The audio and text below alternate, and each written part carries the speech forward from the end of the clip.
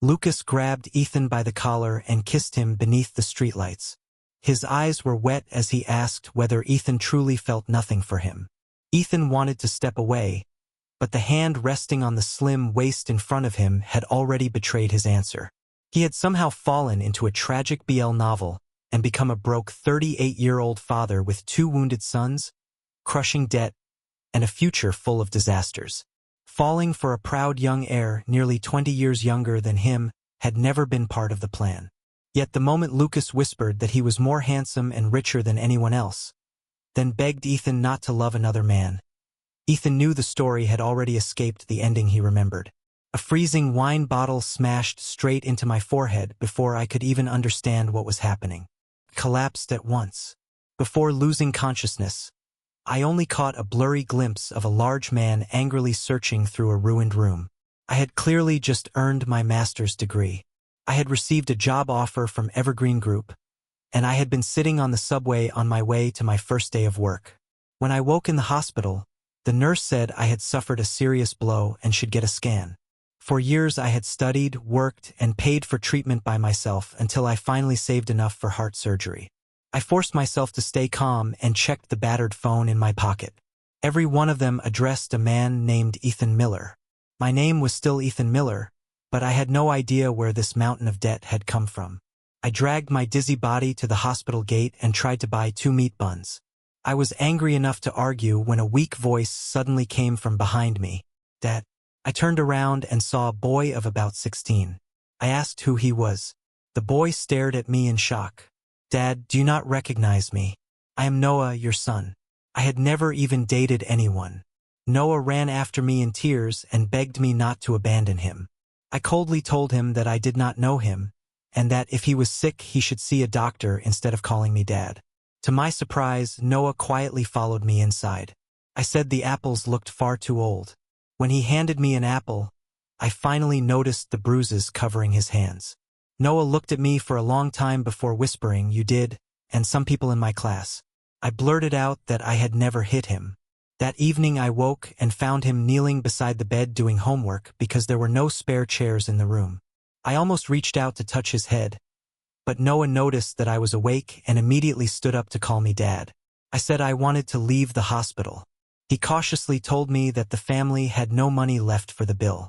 Then I walked straight into a police station and reported that I had found a lost child.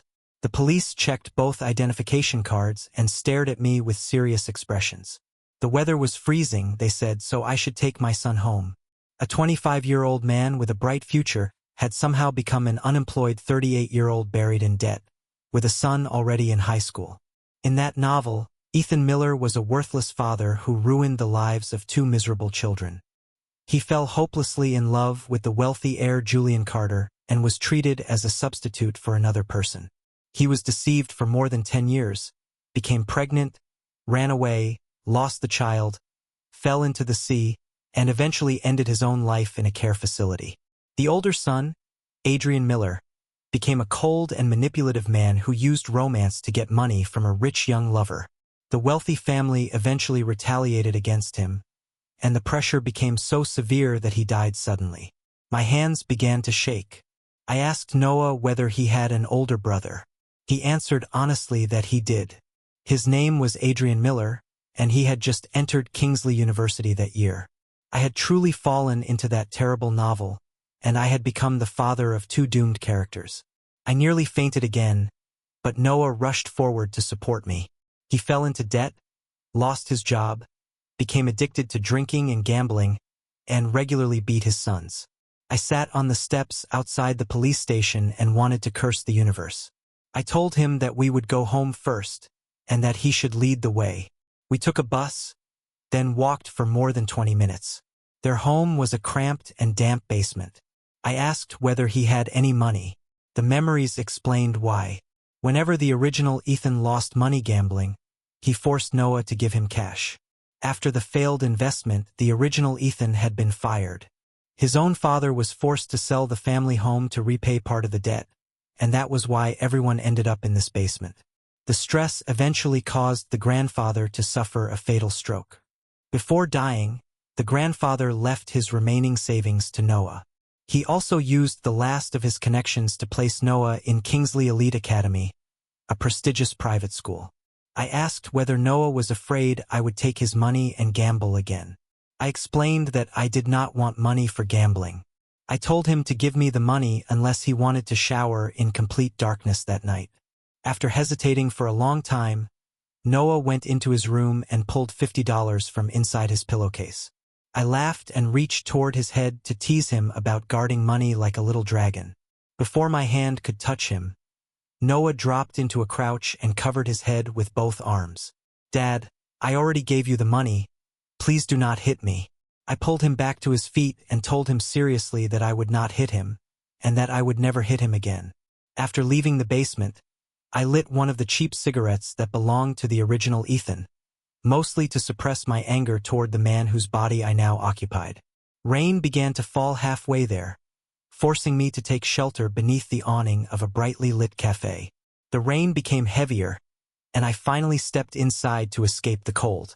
A group of students approached the young man and called him Lucas Bennett. Lost in the memory, I accidentally looked at Lucas for too long. When the rain finally weakened, I left to buy the light bulb. I ran home through the rain with the box pressed against my chest. The moment he saw me, his face brightened and he called me Dad. Inside, I saw that the living room had already been cleaned. The original Ethan had hidden from creditors and allowed them to destroy the home. Then he returned and took his anger out on his children. I replaced the bulb. The moment light filled the room, I rubbed Noah on the head and told him that from now on we would do housework together. He had heard that promise before from the original Ethan, only to be beaten again later. The smell drifted into the bedroom. I deliberately said no, it was for the mouse in his room. He finally realized that I was teasing him.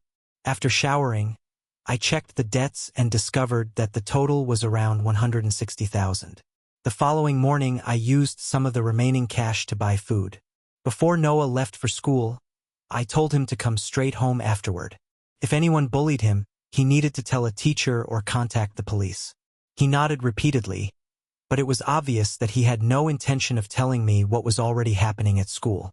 After seeing him off, I cleaned myself up, shaved, cut my hair, and began applying for jobs. I went from one place to another. Eventually I heard that a bar near Kingsley University needed workers, so I went there to try my luck. I only went into the restroom. The moment Lucas saw me, he coldly told his bodyguard to deal with me. Lucas finally ordered the guard to stop when he realized I was close to losing consciousness. Lucas immediately raised a hand to slap me. I had no strength left to argue. I explained that I had entered the cafe to escape the rain, and I had come to the bar to apply for a job. The spoiled young heir was left speechless. Eventually he muttered an apology and offered compensation for the injuries his guard had caused. For some reason, that sentence seemed to irritate him even more.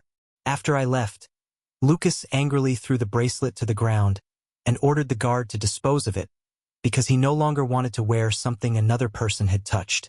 I dragged my aching body home and found Noah waiting with dinner. I told him that I had not gone gambling. I split the egg in half and put one half back in his bowl. Then I asked whether anyone had bullied him at school that day. Noah remembered being cornered in a restroom, having his head forced toward a toilet, and being humiliated by classmates. I reminded him that if anyone bullied him, he had to tell me. I admitted that it had gone badly and that I had even been beaten once. Noah immediately tried to comfort me and said I could take my time. But I had already thought of another way to make money. Noah washed the dishes and excitedly sent Adrian a message, telling him that Dad had gone out to look for work and seemed to be slowly becoming better. Adrian did not reply. When Noah opened his school bag to take out his books, a dead rat fell onto the floor. For months, Noah had been isolated and bullied because his family was poor. He still told no one. He quietly wrapped the dead rat, threw it away, then returned to studying in the cold. I moved the only table beneath the light, asked Noah to cut the paper, and began writing traditional couplets. Noah stood beside me in amazement and kept telling me how talented I was. Noah was excited, but he still worried that no one would buy them. I calmly said that if no one bought them, we could take them home and decorate the basement. I looked at him and spoke gently. Then I put down the brush and added that, even if something frightening did happen, he still had me. I rubbed his head and looked at the thin body that years of poor nutrition had left behind. The truth was that I did not know whether anyone would buy these pieces of red paper. But the weather was getting colder every day. The basement did not even have an electric blanket, and Noah still wore that thin school uniform every morning. The next morning I rented a 3-wheeled cart and carried the couplets to a busy street near a residential area and the university. Before long, an elderly neighbor approached with a birdcage in his hand. When he saw me trying to earn a living, he sighed and said that this was how things should have been from the beginning.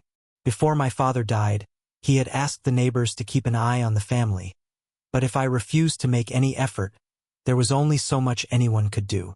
My handwriting was beautiful and my prices were low. I also used leftover scraps of red paper to cut simple cartoon designs, which attracted children. I hurried over to apologize and pulled the paper away, only to meet the eyes of Lucas Bennett. The student who had been struck by the paper was Ryan Howard. Ryan noticed the calligraphy stall. I desperately needed the money, but after thinking about it, I refused. Then I drove away, leaving Ryan staring after me in disbelief that someone so poor could still turn down easy money. After deducting the cost of food, I had earned more than $1,000 that day. In reality, his clothes smelled strongly because classmates had humiliated him again. Noah still hid the truth from me. Only when he saw the cup of milk tea on the table did he lose control of his emotions. I knew the tragedy of Noah in the original novel had begun with his desperate hunger for love. Later, the moment Julian Carter offered him a little attention, Noah threw himself into that relationship. He was treated as a substitute, manipulated, pushed into pregnancy, miscarriage, depression, and finally death. If I could give him enough care now, perhaps he would no longer chase a tiny scrap of warmth at any cost. Noah had not eaten meat in a long time. Only after I placed a chicken leg in his bowl did he finally start eating. Noah kept insisting that he was not cold and wanted me to use it instead. I explained that I had ordered a cheaper one for myself, and that children should be warm first. His eyes immediately filled with tears again. He truly was a little crybaby. The next morning I woke while Noah was carefully covering me with a blanket. I knew he only felt guilty about misunderstanding me and ordering his guard to beat me. I said he did not actually need them. The cyclist stopped and tried to exchange contact information so he could take responsibility. I told him that if I had not pulled him away, the bicycle would have hit him. I told him not to worry because I was not going to demand money. I asked how many. I laughed and called him a cute idiot. He said he would message me later with a delivery time so I could bring everything to the student activity center. When he saw my name, he looked surprised and asked whether I was really called Ethan Miller. I asked whether the name sounded bad. I looked at Lucas Bennett on the screen and teased him that it sounded like the name of a beautiful girl. His expression immediately darkened, so I quickly added that I was not insulting him. Then I hurried home to make a late meal for Noah. Before leaving, I casually told Lucas that I would see him next time, and called him Lulu. To me, Lucas was only a young man around the same age as Adrian, so a playful nickname meant nothing. I wanted to move Noah out of the basement after the new year, but rent, utilities, transportation, and food would cost at least $4,000 every month. The more I calculated, the colder life seemed. That night Noah came home very late. He said he had stayed at school to study because there was an exam the next day. The truth was that he had fallen asleep in the classroom and been locked inside the dark building for half an hour before a security guard found him. Noah immediately became nervous and asked what would happen if he did badly. On the morning of the exam, I got up early and made rolled eggs, red date buns, and warm milk. I left bus money beneath his cup, then drove the 3-wheeled cart to work. I said I would look for stable work. If I could not find an office job, I would work as a waiter, security guard, or delivery driver. In the end, he offered to watch the stall for me so I could use the time to search for other jobs. With someone helping, I immediately rode around the area looking for work. Flower arranging sounded gentle, but the actual work involved carrying boxes, stripping leaves, cutting thorns, and wrapping orders for hours. During the day, the elderly neighbor could usually sell 800 or 900 worth of couplets. Slowly, A few bright flowers began appearing inside the gloomy basement. After working 5 days in a row, I was so tired that my hands could remove thorns without my brain being fully awake. That was when Lucas messaged me and asked me to bring the couplets to the university that evening. Fortunately, the flower shop owner allowed me to leave early. On the way home, I bought green bean cakes and hawthorn pastries to thank the elderly neighbor. After taking him home, I loaded the couplets and drove to Kingsley University. I called Lucas several times, but he did not answer. After a while, he finally called back. While waiting, I went to a nearby shopping center to buy the reward I had promised Noah. A salesperson eventually convinced me to buy an instant camera and film. It cost more than $600, almost everything I had earned at the flower shop. But if it made my son happy, I decided it was worth it. When I returned to the university, I saw a group of students walking back while singing. Lucas did not want his friends to know that he was acquainted with a poor middle-aged street vendor. I asked whether he had been drinking. He said only a little, then looked surprised when he learned that I had already been waiting for more than an hour. After he spoke to security, I was allowed to drive the cart onto campus. I had tried calling him young boss, but he said it sounded strange. Lucas walked toward me and seemed to stare in a daze until I waved him closer. I told Lulu to come over because I had been waiting for him for a long time. He obediently walked straight to me, then suddenly realized how naturally he had followed my words. Lucas immediately took a nervous step backward and asked what I was doing. I stared at him in confusion and said I was unloading the couplets. What else could I possibly be doing? Lucas handed me tissues. He seemed to want to say something but kept swallowing the words. When I was finally about to leave, I turned back and asked Lucas what he wanted to tell me. I did not get angry. Back in the dormitory, Lucas sent me a small amount of money just to test whether I was angry enough to delete him from my contacts. The next day, Ryan saw Lucas constantly checking his phone and teased him about being in love. Lucas reacted so violently that the joke became even more suspicious. Then Lucas tried to ask a question without making it obvious. Lucas immediately denied it. In his mind, it was ridiculous to imagine a man with 2 children, almost 20 years older, trying to pursue him. Of course, the scent on me had only come from working in the flower shop. At that moment, Ryan noticed the younger brother of Lucas, Leo Bennett, walking nearby with his arm wrapped around a cold-looking young man. Lucas disliked his younger brother and barely glanced at them. That young man was Adrian Miller, my older son, the one who had not returned home for more than half a year. Leo clung to Adrian and asked whether they could spend time together during winter break. Adrian bluntly said he needed to work and earn money.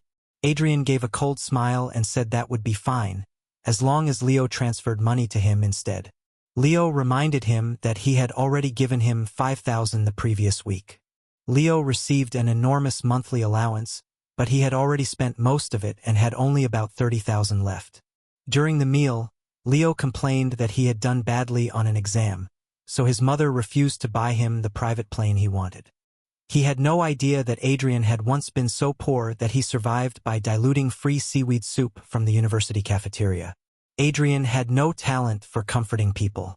When Leo kept complaining, Adrian simply told him that they should break up.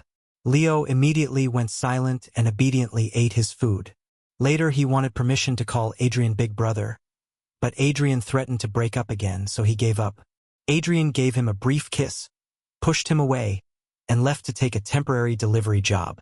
Adrian coldly reminded him that he had said exactly that from the beginning. Adrian did not even try to comfort him. The dormitories were about to close for winter break.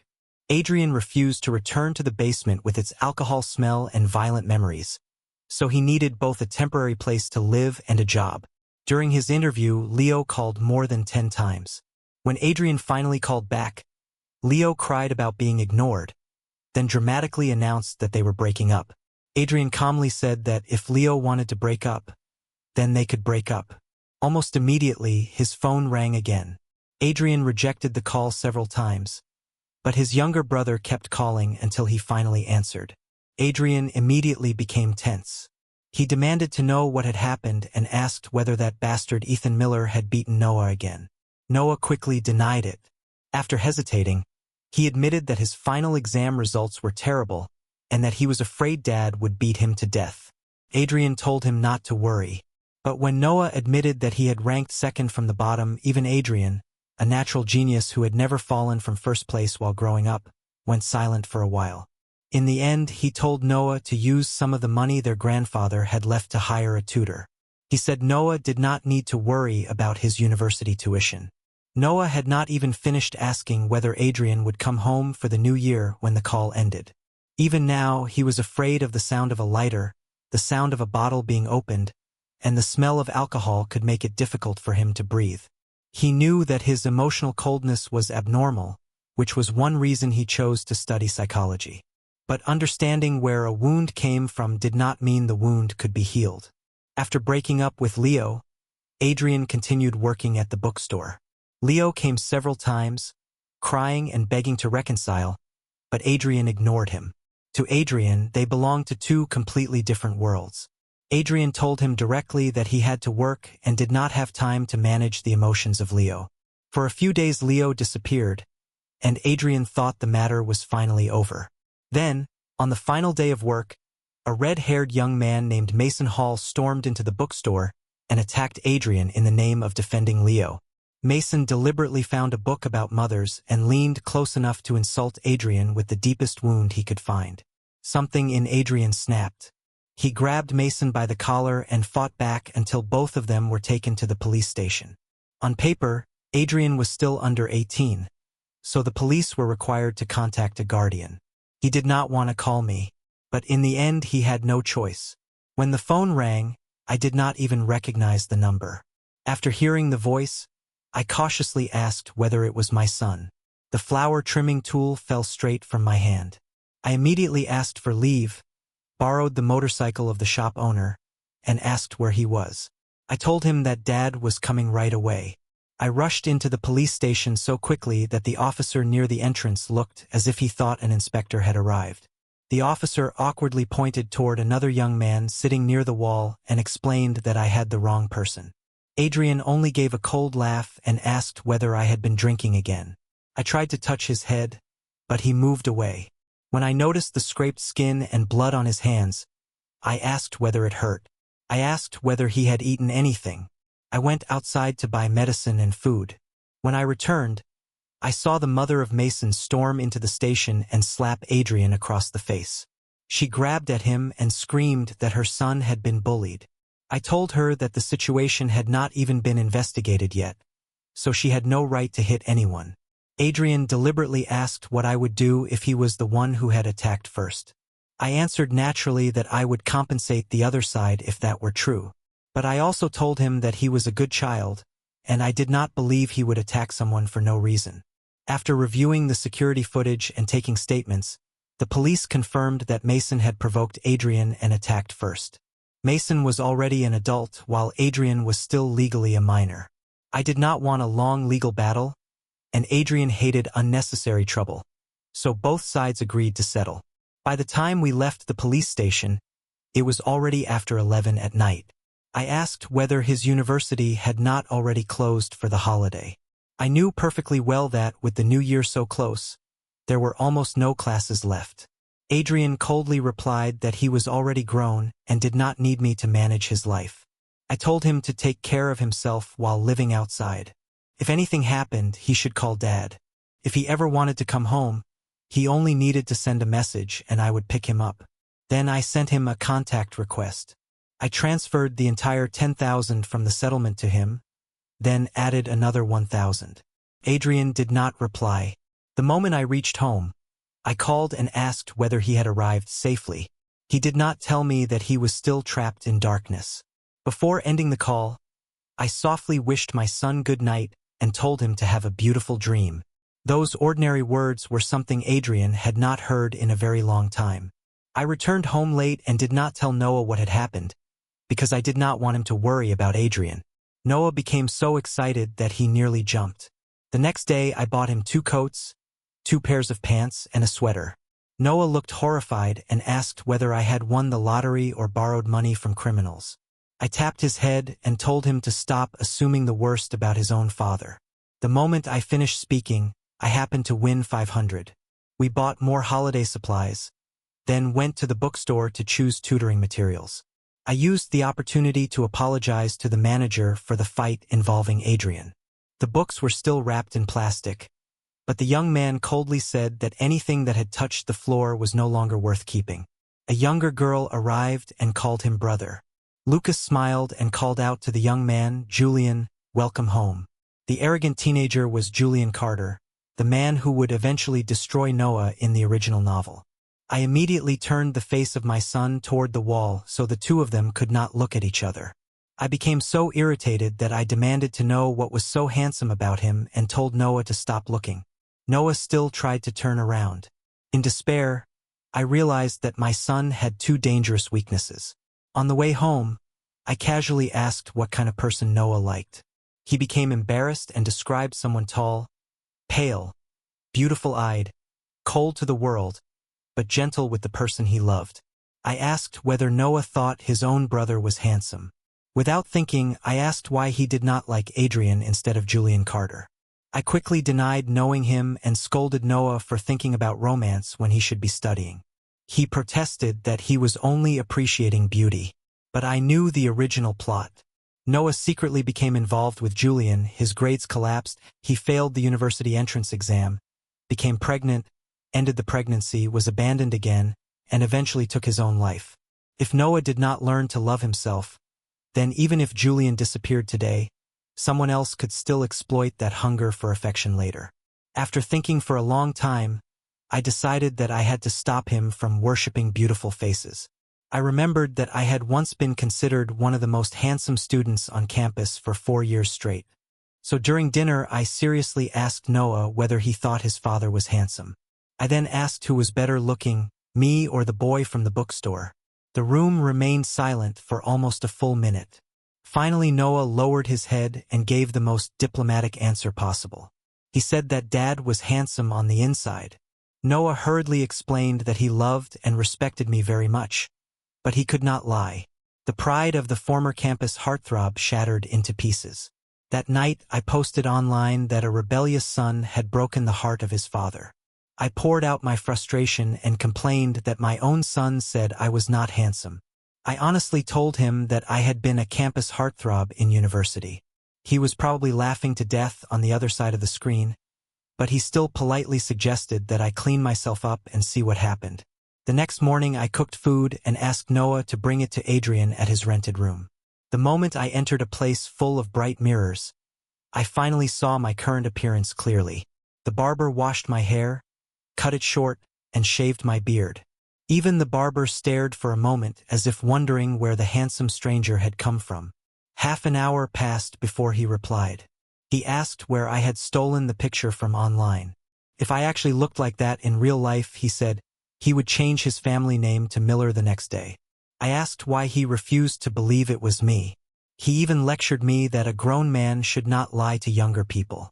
When I offered to start a video call, he immediately refused because he had just woken up and had not prepared himself. Meanwhile, Lucas called a stylist to his home, had his hair done, and spent far too long choosing clothes, as if he were preparing for a blind date. Adrian did not answer his phone. Noah eventually met a young woman walking a dog named Bean. She said that a few nights earlier she had found a handsome young man standing motionless in the dark because he could not see the road properly. His name was Adrian Miller. When Noah realized that the vision of his brother had become so bad that he could not walk safely at night, he became frightened and asked the woman to show him the way. Noah knocked and called repeatedly, but there was no response. The moment the door opened, he rushed inside and found Adrian unconscious on the bathroom floor. Noah immediately called me. The instant I heard Noah crying, I asked whether someone had bullied him again. My heart began pounding wildly, but I knew I could not panic with him. I got off at the nearest stop and took a taxi directly to the apartment. Noah and I helped carry Adrian into it. Noah kept staring at me as if he had never seen me before. Finally, he cautiously asked what had happened to my face and whether Dad had somehow become another person. I laughed and told him I had only gotten a haircut and shaved. The two of us waited in the corridor until the doctor appeared. Fortunately, Adrian had fainted because he had gone too long without eating and his blood sugar had dropped dangerously low. At this rate, the three of us might celebrate the new year in a hospital room. Noah only smiled softly and said that as long as he could be with Dad and his brother, he did not care where the holiday happened. I stepped outside to smoke and suddenly remembered that I had been supposed to meet Lucas. My phone held more than 10 messages and 5 missed calls. I called 4 times before he finally answered. The moment the call connected, he shouted so loudly that my ear hurt. I waited until he finished releasing his anger, then explained that my son had suddenly fainted and I had been busy taking him to the hospital. Lucas immediately calmed down. When I realized he was still standing there waiting, I felt guilty and promised to buy him a meal to apologize. The moment the words left his mouth, he seemed to regret sounding too concerned. I told Lulu to wait for me. The words made him shiver, but he still answered that he understood and that he would wait. Then he demanded that I send the handsome picture again. I had no idea that Lucas stared at the photograph with his heart racing and became even more determined to meet me in person. When I returned to the hospital room, I opened the door just in time to see Adrian trying to climb out of bed. I caught him before he hit the floor. He recognized my voice and immediately asked why I was there. Then his fingers touched the bandages over his eyes. I held his wrist and told him that the doctors believed it was bleeding caused by the injury. Adrian pulled his hand away and coldly asked whether he was supposed to trust a promise from me. I could not deny anything the original Ethan had done. The atmosphere became painfully tense. Then the stomach of Adrian growled loudly. I asked whether he was hungry and told him I had cooked food for him. I said I had learned recently. I became so annoyed that I lightly tapped his head and stood up to buy something else. My older son truly had a poisonous mouth and a complicated heart. Only after the door closed did Adrian quietly reach toward the place where I had been sitting, feeling the small amount of warmth that remained. Years of violence from the original Ethan had once convinced Adrian that everything was his own fault. He believed that if he had received perfect scores, or if he had behaved better, then perhaps his father would not lose money gambling and return home angry. Once, the original Ethan had kicked him so badly that he nearly suffered internal injuries, all because the child had wanted a hug from his father. After studying psychology, Adrian slowly learned that the violent father had not become cruel because of anything the children did. Adrian therefore cut away every remaining expectation he had for a father. When Noah arrived with clothes, Adrian pretended to sound indifferent and asked whether I had told Noah to bring any food. Adrian only gave a quiet response, but the disappointment in his voice was obvious. That night, the three of us ate together at the small table beside the hospital bed. I told Noah to go home and rest. I bluntly asked how someone who could not see was supposed to manage alone, then forced him back into bed. For several days, I drifted in and out of shallow sleep beneath the sounds of patients and nurses. The condition of the eye did not improve. After a more detailed examination, the doctor explained that an old injury had overlapped with the new one. My son was still in university. I stood outside the hospital room for a long time before gathering enough courage to enter. I pulled both headphones away and told him to rest. The moment he heard the answer, he refused. He said he would not have surgery and wanted to go home. I told him that, after the operation, I would personally take him home. I shouted that he was my son, and if his own father did not take responsibility for him, then who would? His voice trembled as he said he did not need me. I asked whether he was terrified that the surgery would cost too much. I promised that I would never gamble again. His eyes were not a burden to this family. After I left the room, Adrian quietly asked Noah whether he was useless. Noah immediately rejected the idea. He told Adrian that he was a genius and the person Noah admired most in the entire world. When Noah learned that we were short of money for the surgery, he wanted to use more than 10,000 of the savings their grandfather had left for his tuition. To Noah, Adrian was the most capable person in the world. I was deeply moved, but also exhausted by the fact that both of my sons were always trying to sacrifice themselves for the other. The next morning, Noah brought a card containing more than 10,000. Adrian also had around 15,000 saved. I knew the money was supposed to pay for their education, but the eye of Adrian needed urgent treatment. After paying the hospital deposit, the entire family was nearly broke. I kept only enough for basic living costs, bought a used electric scooter, and registered as a delivery driver. I often returned covered in mud and scratches because I drove too fast, terrified that late deliveries would reduce my pay. Noah saw the condition I came home in, but he could not tell me to stop. Then Noah heard another hospital family mention that workers at nightclubs could earn tens of thousands every month. The brothers looked similar, and the photograph on the card had been taken when Adrian was 16. The manager did not notice the difference and allowed Noah to work a trial shift. Noah was dressed in feminine clothes and given makeup, then sent into a private room to serve a group of wealthy young men. The moment Julian saw him, he noticed a resemblance to his recently separated first love, Shane Collins. Noah did not realize at first that Julian was speaking to him. Noah clenched his teeth and lied. He said he was 18, that his name was Adrian Miller, and that he studied at Kingsley University. Julian immediately offered him $10,000 every month if he agreed to stay by his side. Someone nearby laughed and explained that Julian was offering to keep him as a paid lover. If Noah accepted the money, Julian would expect control over the relationship and Noah would not be free to negotiate every demand. Noah began to hesitate because the amount of money was so large. That was exactly when my call arrived. He panicked and ran into the restroom to answer. I asked him to bring a late meal back to the hospital and reminded him that Adrian would have surgery the next morning. I wanted the entire family nearby that night so Adrian would not be afraid. Julian was stunned to be rejected so completely. His expression darkened, and he silently remembered the name Adrian Miller from Kingsley University. He had no idea that he had met the wrong brother. When Noah returned to the hospital, he reached for the fried snack I had bought. I immediately noticed that his lips were unusually red. My expression turned cold. In front of Adrian, I remained gentle and told Noah to settle down for the night.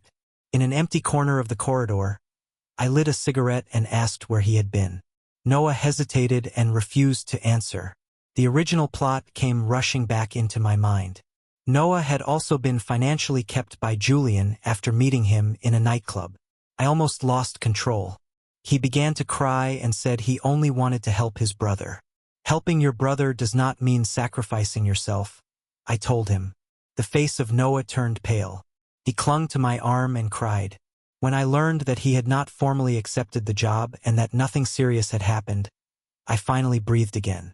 I wiped his tears with my sleeve and told him I was no longer angry.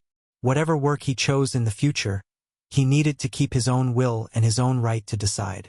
I pulled him into a tight hug, then took him back to the hospital room. The next morning, Adrian was afraid the surgery might fail. I told him that the doctor estimated a 75% chance of success. I told him that no matter how old he became, in front of his father he would still be my child, because he was my son. The caller was Leo Bennett. Adrian coldly said he did not miss him. I took one look and understood that my older son had already become involved with the rich and hopelessly devoted young heir from the original plot. We accepted none of the money. I turned off the phone so every transfer would eventually return automatically. I did not give him a tearful speech because I knew he hated that kind of thing. Noah was so anxious that he went to the restroom several times. Selling couplets, washing dishes, arranging flowers, and delivering food were all temporary jobs. If I wanted to support two sons for years, I needed a more stable career. Noah became so happy that he nearly grabbed the surgeon's hand to thank him. I had already suspected Adrian would be fine. After discharge, Adrian had to keep his eyes bandaged for 7 days.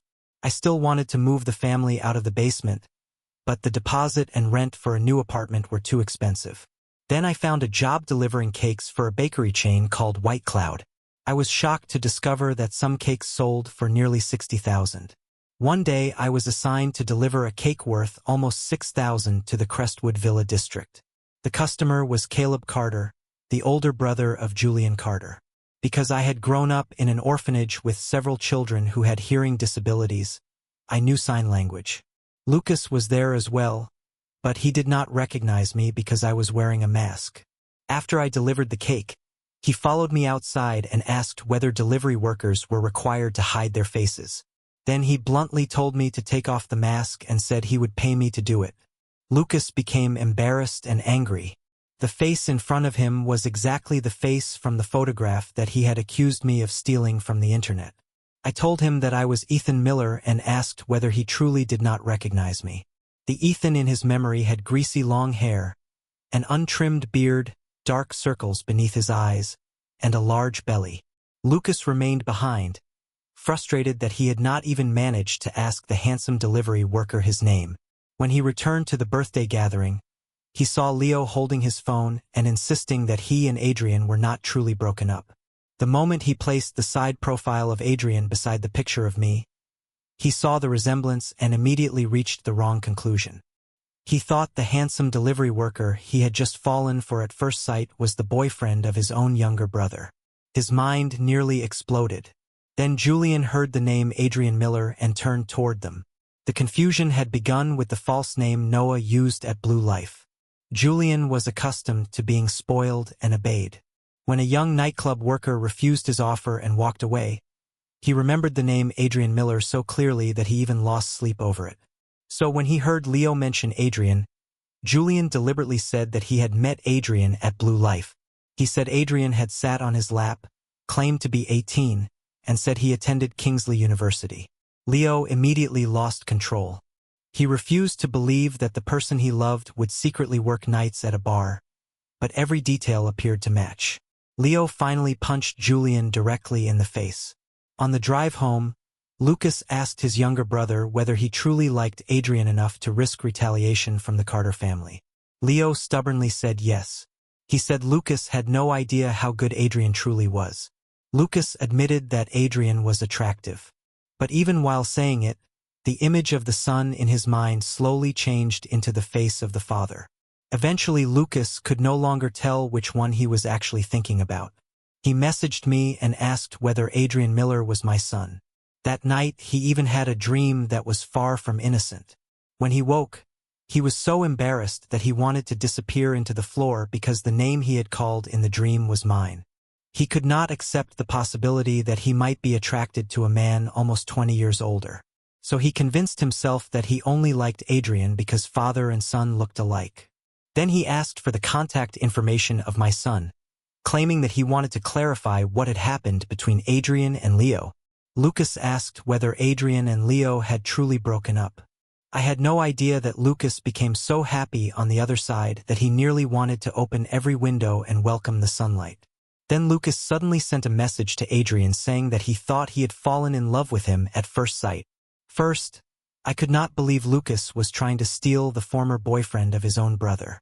I ran into the room and asked Adrian whether he wanted to meet him. I returned the money. Lucas did not give up. He kept sending good morning messages, good night wishes, and invitations to meet. When none of that worked, he even bought a short skirt and dark stockings, took a photograph, and sent it to the account he believed belonged to Adrian. I became so startled that I slammed the phone face down on the table. A little later, I secretly went into the restroom to look again, only to discover that Lucas had already withdrawn the photograph. Outwardly, I still sent him a serious message telling him not to do that again. I avoided giving a direct answer. In the end, Lucas treated that photograph as the price of admission and forced me to accompany him to an amusement park on Saturday. I also wanted to meet him and clarify the situation involving Adrian, so I agreed. I slept until nearly the last possible minute, showered quickly, put on a random sweatshirt, and reluctantly paid for transportation using a small discount coupon. Instead, he happily dragged me toward the rides. Every speech I had prepared disappeared beneath roller coasters, drop towers, and one terrifying ride after another. By the time I stepped off the roller coaster, my legs were weak, my face was white, and I nearly hugged a trash bin to vomit. I had no strength left, so I automatically held his hand to adjust the angle of the bottle. We stood so close that neither of us noticed Owen Walker taking a photograph. Julian was currently in conflict with the Bennett family, so he immediately forwarded it to Leo. Leo enlarged the blurry photograph and recognized the phone in my hand as the phone of Adrian. He immediately assumed that his own older brother had stolen his boyfriend. At that exact moment, Lucas and I were looking directly at each other. The first words out of his mouth were an angry demand to know where his brother was. I had forgotten that I was holding the phone of my son. As Leo continued questioning him through the phone, old memories surfaced inside Lucas. Their father had once neglected him in order to spend time with Leo and the mother of Leo. Lucas leaned close, caught my ear between his lips for a moment, and whispered that I should ignore Leo. I was so shocked that I jumped to my feet and covered my ear. Only after getting into a taxi did I remember that I had abandoned Lucas at the park. I finally understood that Lucas believed I was Adrian. I had also been interfering in the romantic life of my son because I believed I knew how the original novel would unfold. But I had no right to choose a partner for Adrian. That night I returned the phone to Adrian and honestly explained that someone was pursuing him. I admitted that I had planned to reject the person on his behalf. Adrian looked surprised and asked why I needed to apologize. Then he quietly said that he had given the phone to me. He said I was his father and he was my son. It was the first time Adrian had directly acknowledged me as his father.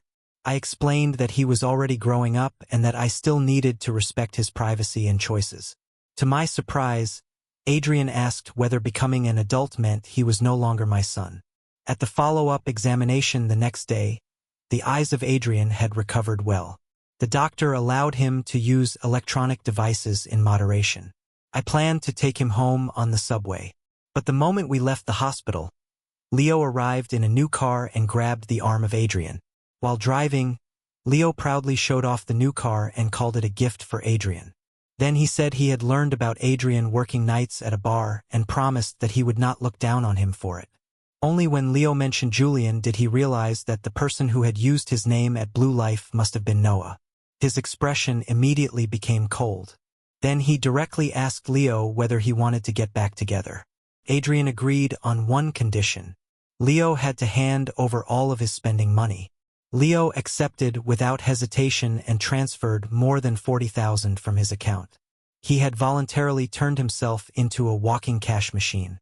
When I heard at home that Adrian planned to reconcile with Leo, I only reminded him not to hurt the other person and that a relationship required effort from both sides.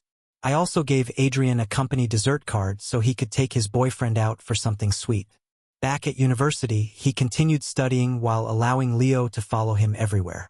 Only when Adrian casually mentioned that he had recently undergone eye surgery did Leo finally learn about it.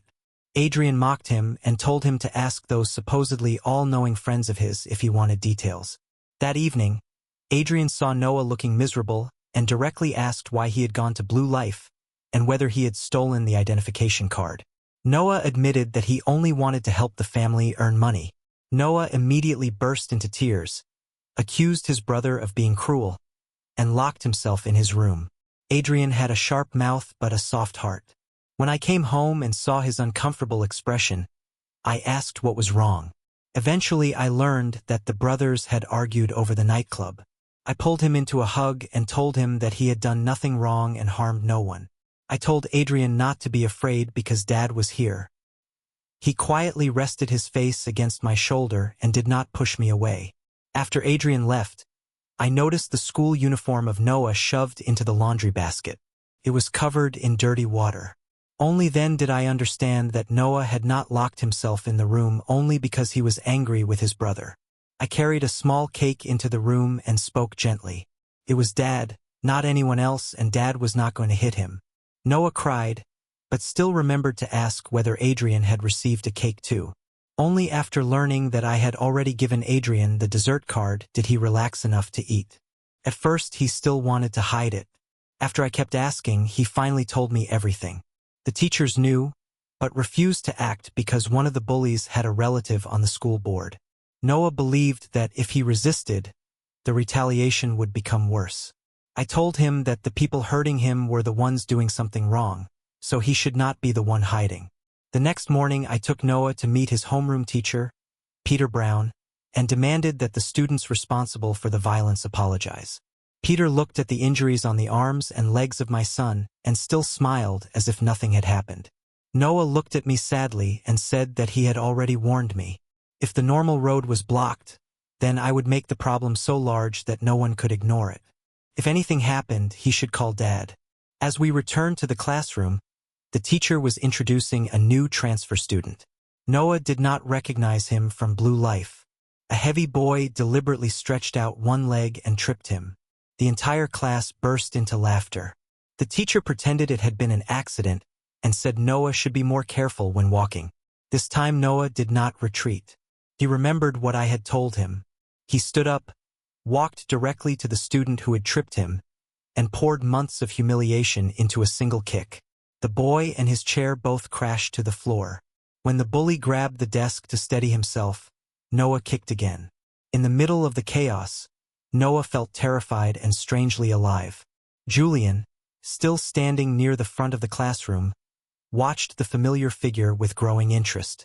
He slowly began to suspect that the person in front of him might be the Adrian Miller he had never managed to forget. Even Julian, who had entered with an indifferent expression, now watched him with open curiosity. Peter hurried forward and pulled Noah away. He ordered someone to take the injured student, Brandon King, to the school clinic, then shouted at Noah to call his parent. The voice of Noah was very small. I was stunned.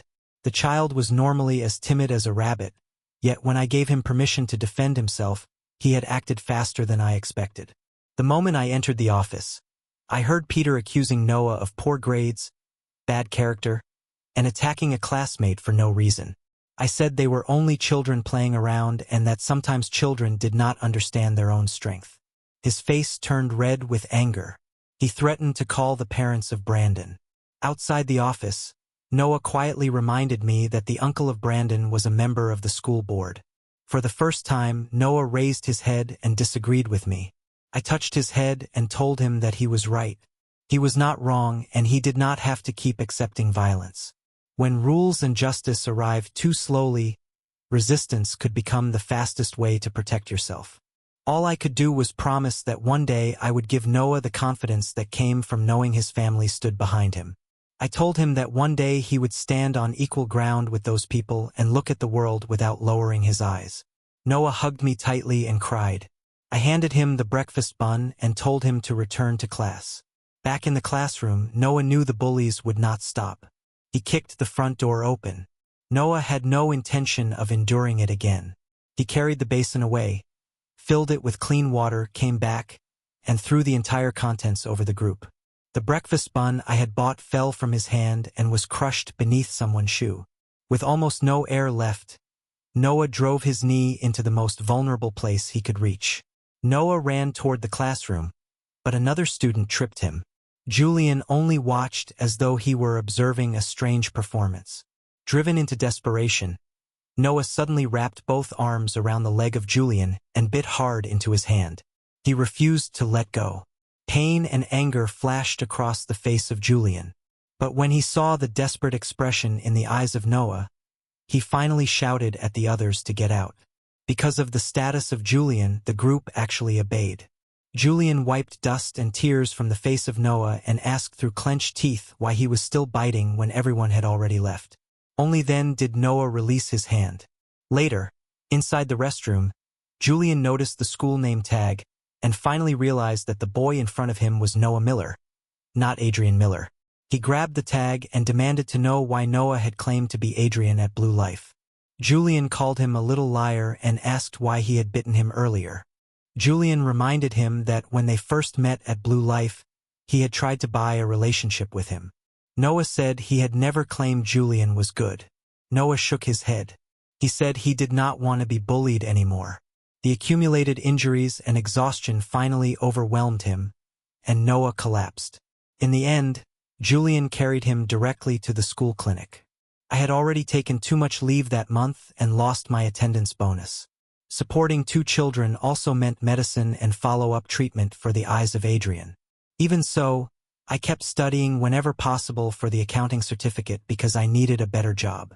I barely noticed Noah return with red eyes and half of his face hidden beneath his clothes. He only said he was exhausted and went to shower.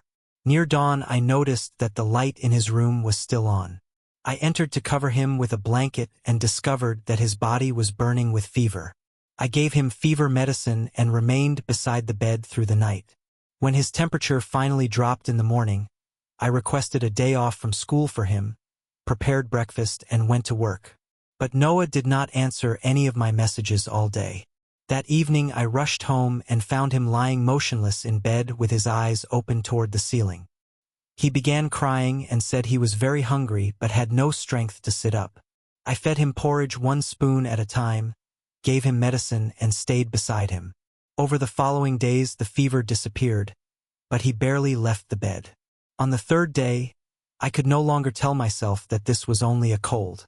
I dressed him, lifted him onto my back, and carried him to the hospital. The doctor suggested an evaluation in the mental health department. While waiting, I overheard another parent talking about a child with bipolar disorder. After Noah completed several assessments and interviews, the doctor explained that he had moderate depression together with moderate anxiety. He would need medication, long-term treatment, and ideally he should leave the environment that had been harming him. I could not connect the diagnosis with the child who still smiled so easily, the same child who could remain happy all evening because of 1 cup of milk tea. On the way to collect the medicine, neither of us spoke. I was blaming myself so intensely that I did not even notice the movement. At the hospital, I unexpectedly saw Lucas standing outside the mental health department with a woman. I introduced Noah and told him to call Lucas' older brother. When Lucas heard that Noah attended Kingsley Elite Academy, he looked surprised. But I received a message about the medical results and hurried back to the consultation room before we could talk. After collecting the medication, I asked Noah whether the students had continued bullying him. I suggested transferring schools. He still did not want to leave. That school was the opportunity his grandfather had fought so hard to give him. Noah had promised to study well and enter a good university. I held his hand and spoke seriously. If I had to choose, I would rather have a healthy son than force him to remain in that school for 3 more years while people hurt him. Noah finally broke down. He kept apologizing and said he was useless, that he only dragged the entire family backward. Inside, I could only think that the useless person was me. I scheduled counseling and began learning everything I could about treating depression. At home my thoughts were so scattered that I cooked soup without salt. I studied while calculating the cost of medicine, therapy, and a new apartment. Around that time Lucas messaged Adrian to ask how things were going. The phone had already been returned to Adrian. Adrian immediately blocked Lucas. The next day I asked for leave so I could handle the transfer paperwork for Noah. My supervisor never replied, but I chose to accompany my son anyway. When we returned to the classroom to collect his belongings, Noah was calmer because I was beside him. I asked him to wait outside the office while I went in to sign the forms. Before the administrative teacher returned, the parents of Brandon King arrived. They threw a medical report toward me and accused us of trying to leave school in order to avoid responsibility after injuring their son. If they did not believe me, they could review the cameras or call the police. They refused to listen. I firmly said that my son would not apologize for defending himself. At that moment, the principal, vice principal, and several administrators entered behind a well-dressed woman. She was Vivian Bennett, the mother of Lucas and the chair of the school board. Lucas walked beside her. When Vivian heard us arguing about school violence, she immediately asked the principal what had happened.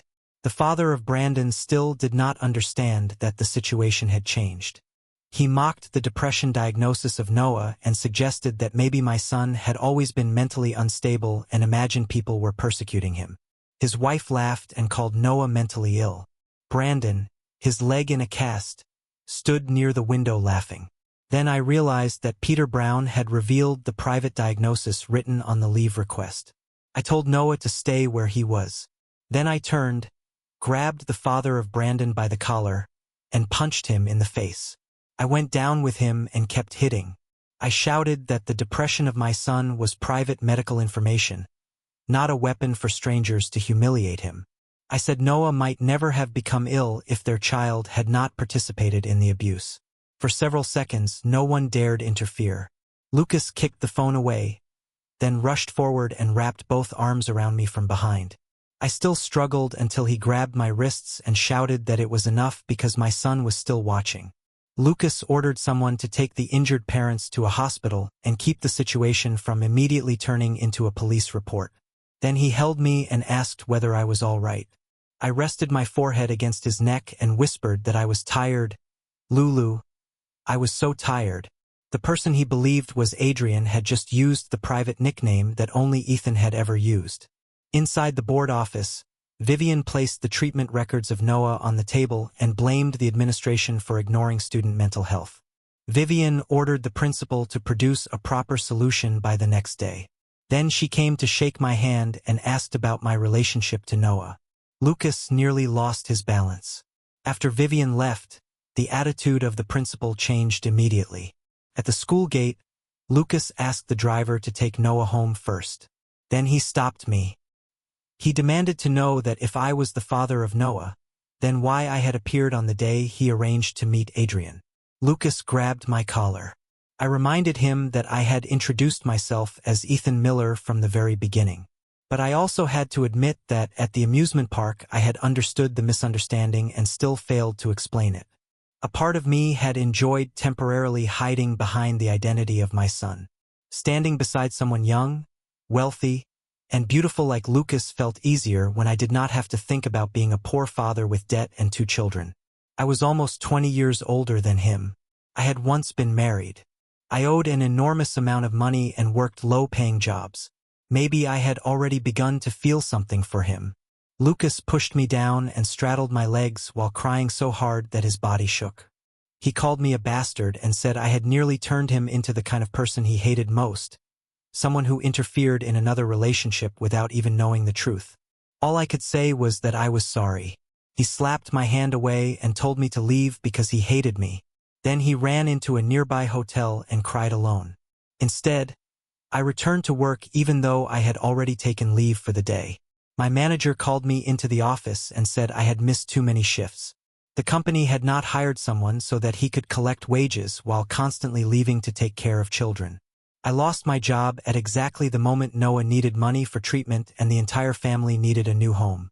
I stood beneath the rain, ate the cheapest rice ball I could buy, and immediately began searching for another job. A convenience store near Kingsley University needed temporary daily workers. I worked until after 11 that night. While looking for a public electric bike to ride home, I noticed a drunk university student staggering along the street. I caught the person before he fell and realized it was Lucas.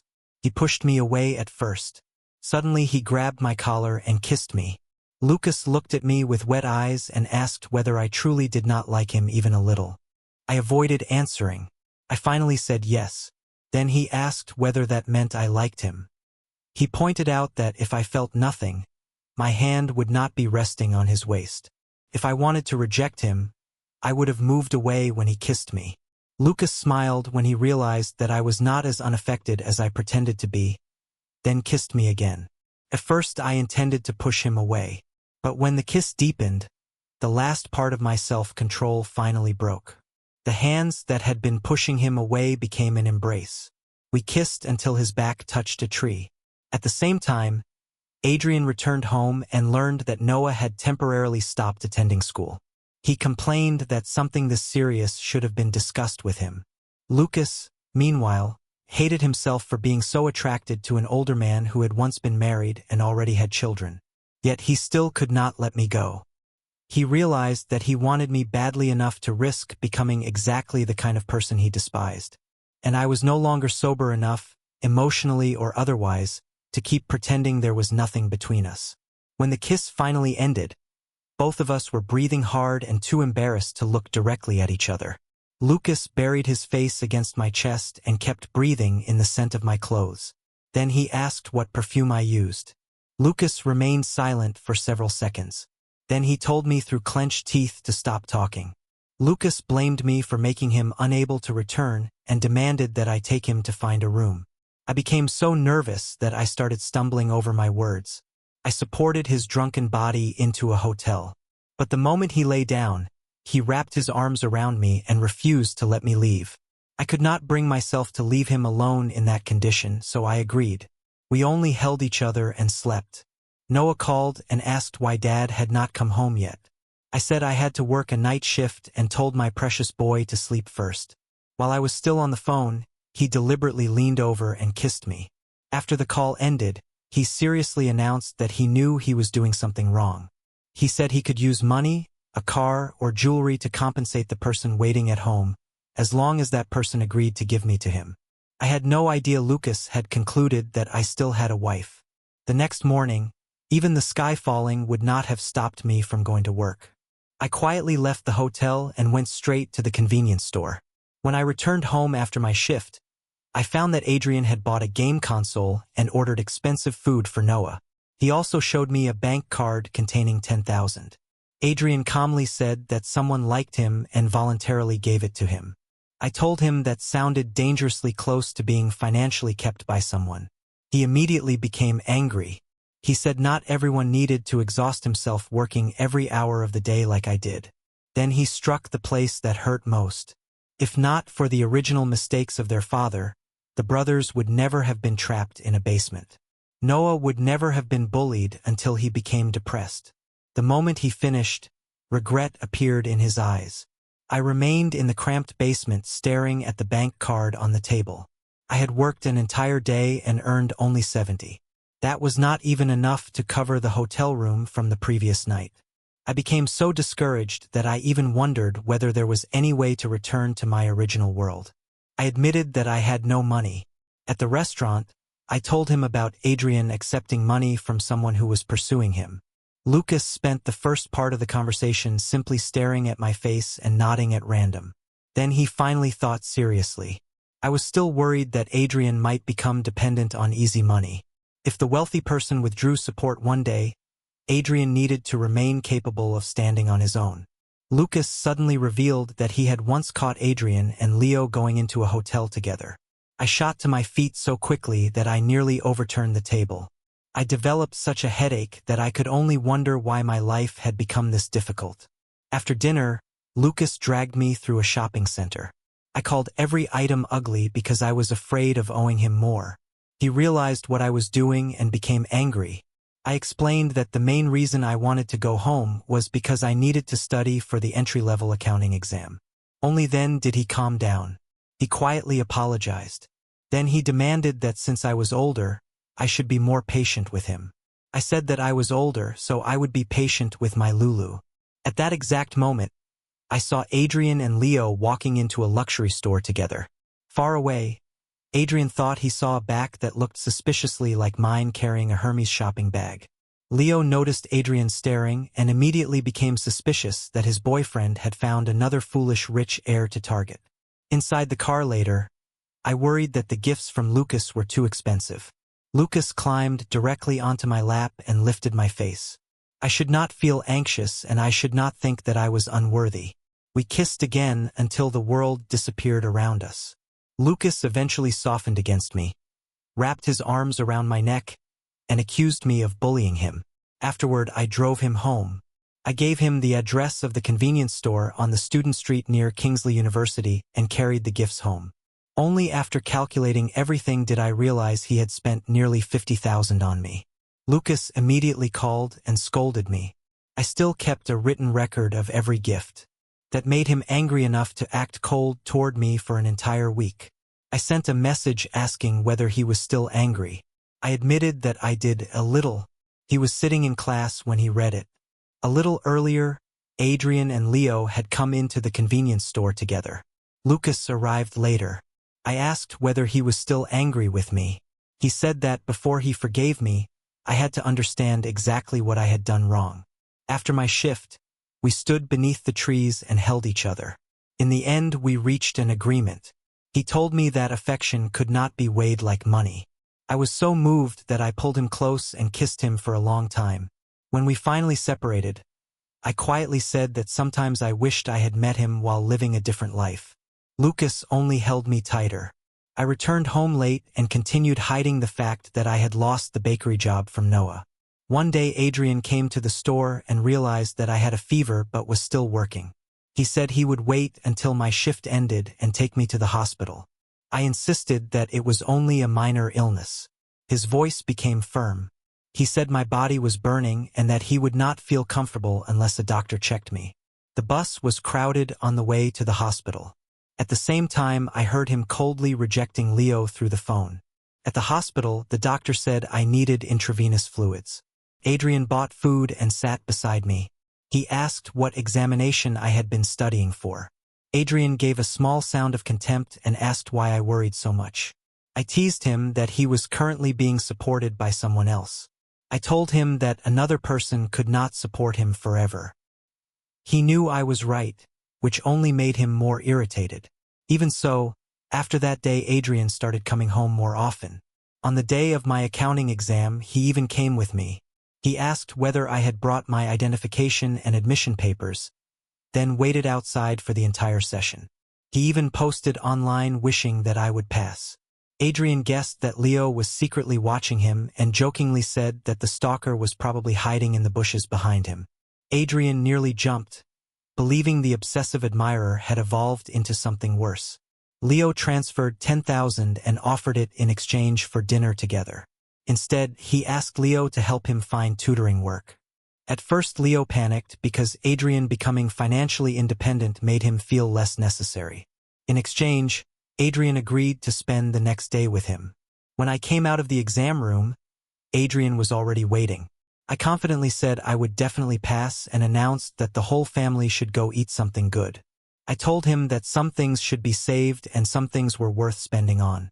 On the bus I gave my seat to someone else, then teased Adrian about being so handsome that I reached over and touched his face. The people nearby looked at me as if I were some shameless stranger bothering a beautiful student. I immediately thought my son was being bullied and rushed between them. Only then did I learn that the man was a manager from a modeling company. He had noticed the appearance of Noah and wanted to offer him a contract. He handed me a business card. The manager stared at me with wide eyes. Adrian walked over and called me Dad, which shocked the man even more. Finally, he looked at all three of us and begged us to consider joining the company. I looked confused and reminded him that he had originally wanted to sign Noah. He pointed at me and Adrian too and said the entire family was so attractive that refusing to enter entertainment would be a waste. Adrian only put his hands into his pockets and looked at the manager with suspicion.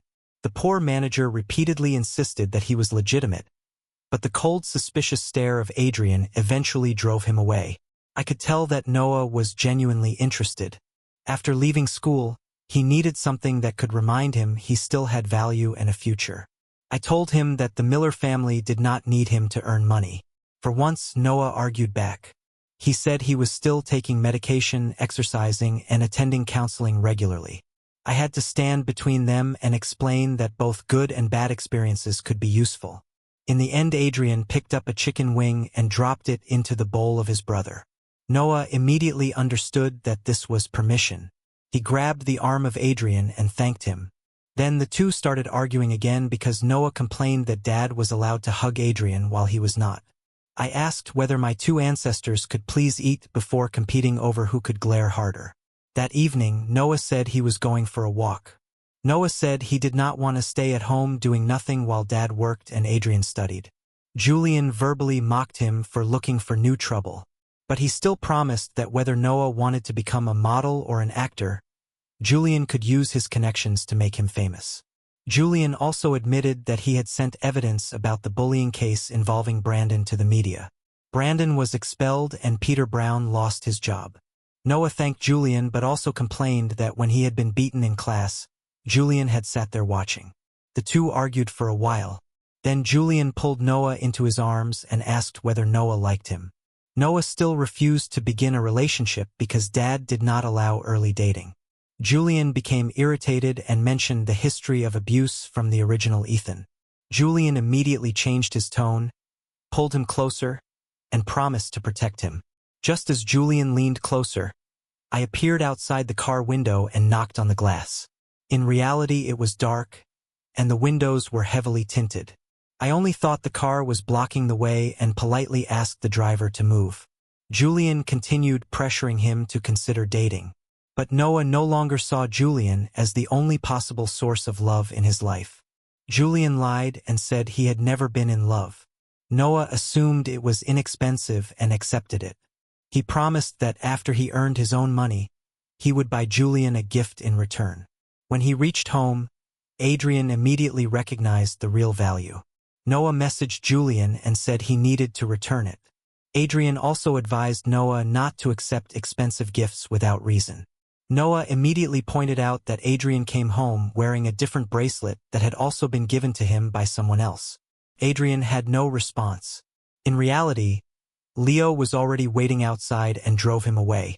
The next morning, Adrian calmly left for class and only told Leo to stop calling him older brother because it sounded strange between them. After that, Leo introduced Adrian to a high-paying mathematics tutoring job. The student was Dylan Grant, a spoiled young heir who believed his musical talent made mathematics beneath him. Adrian looked at the test papers and realized that the grades of Dylan were almost beyond saving. But when Evan promised additional payment if Dylan could at least pass the next exam, Adrian accepted the challenge. Adrian had no idea how to manage a difficult teenager, so he came to the convenience store and waited for my shift to end. During the meal, he admitted that he had found tutoring work, but the student believed his own talent made teachers unworthy of respect. People naturally respected strength and ability. If the student met someone clearly more capable than himself, he would eventually become easier to manage. Adrian understood immediately. I raised my cup and joked that I would depend on him when I became old. He tapped his cup against mine and said there would be no problem. After dinner, we walked around the university campus. Adrian said he wanted to become a lecturer or a psychology specialist. I apologized for not being able to give him better conditions, but I still promised that he should focus on studying and let Dad think about the tuition. At the entrance, I touched his face and gave him a quick hug. I was shoved into the wall and punched directly in the face. It was Leo. In a rage, Leo threatened to break the hands of anyone who dared touch the person he loved. Adrian became furious and stepped between us. Leo looked devastated and asked whether I was really more important than him. Leo immediately started crying. He listed all the money he had spent, all the dates, kisses, and nights he had shared with Adrian. Then he turned to me and demanded to know whether I had ever done any of those things. Inside, I only wanted to dig a hole and disappear because I was hearing far too many details about the private life of my son. Through clenched teeth, he told Leo that I had never shared a bed with him because I was his biological father. Leo went completely still. When his brain finally started working again, he rushed to hand me tissues for my bleeding nose. He quietly called me Uncle Ethan and apologized. He also admitted that the reason he had not hit Adrian himself was because he could never bring himself to hurt him. I told Leo to forget it and asked him not to attack the wrong person next time. I refused because staying longer would only make the two of them continue fighting. In reality, when Leo had shoved me into the wall, I had hurt my back and twisted my ankle. Only after I left his sight did I begin limping toward the bus stop. Lucas called. I was afraid he would see the injuries and start trouble. Lucas immediately asked me to share my location. When I remained silent, his voice broke. Lucas arrived before long and threw his arms around me. He hit me with so much force that, because my injured ankle could not support us, we both fell. The clingy cat instantly transformed into something terrifying. I said I had fallen from a bike. He did not believe me, but he still cried while taking me to the hospital. Even the doctor looked exhausted by the way Lucas behaved, as if I were dying. Lucas insisted on taking me to his private apartment so he could care for me. He was also angry that I always hid things from him, from holding the phone of Adrian to losing jobs to getting injured. He said that when I refused to tell him anything, he worried even more. I had spent my entire life solving problems by myself. I had never seriously imagined that another person might hurt simply because I was hurting. When I saw his eyes turning red, I pulled him onto my lap and promised that from now on, when something important happened, I would tell him. I finally admitted that it was Leo, because Leo had misunderstood my relationship with Adrian. Lucas cursed his younger brother through clenched teeth. Then he hugged me and said his heart hurt. I laughed and said I could still rely on myself. That made him angry again. I only kissed him lightly and said those things belonged to Lulu. I only needed Lulu himself. We kissed on the sofa. Afterward, Lucas asked when we could officially be together in a way that did not need to be hidden. I thought for a long time, then suddenly asked whether Lucas Bennett was talking about marrying me. Also, he was the same age as my older son. If we married, what was Adrian supposed to call him? Lucas became so angry that his face nearly twisted. Only then did I realize that when he had started removing extra layers of clothing, it was not because the apartment was warm. Lucas coldly pointed out that I had sprained my ankle, not every other part of my body. I had no answer at all. When I called him shameless, he proved that he could be even more shameless. Later, when we were both exhausted, Lucas became embarrassed and strangely insecure. He made me promise that from then on, I would not share that kind of intimacy with anyone except him. Even then, part of my mind was still thinking about work the next morning. Seeing how stubbornly poor and independent I was, Lucas secretly called his mother. He asked Vivian to let a friend apply for an accounting position at Evergreen Group. However, she agreed to waive the initial application screening if I met the actual hiring standards. From that moment, Lucas treated the result of my exam as if it were a matter of national importance. The next morning, I still went to the convenience store on my injured ankle. Shortly before the end of my shift, Leo appeared with a red face and an enormous pile of supplements. He came to apologize for accidentally beating the father of his boyfriend. Lucas arrived to pick me up. When he heard what Leo had done, he only said that apologizing was the minimum his younger brother should do.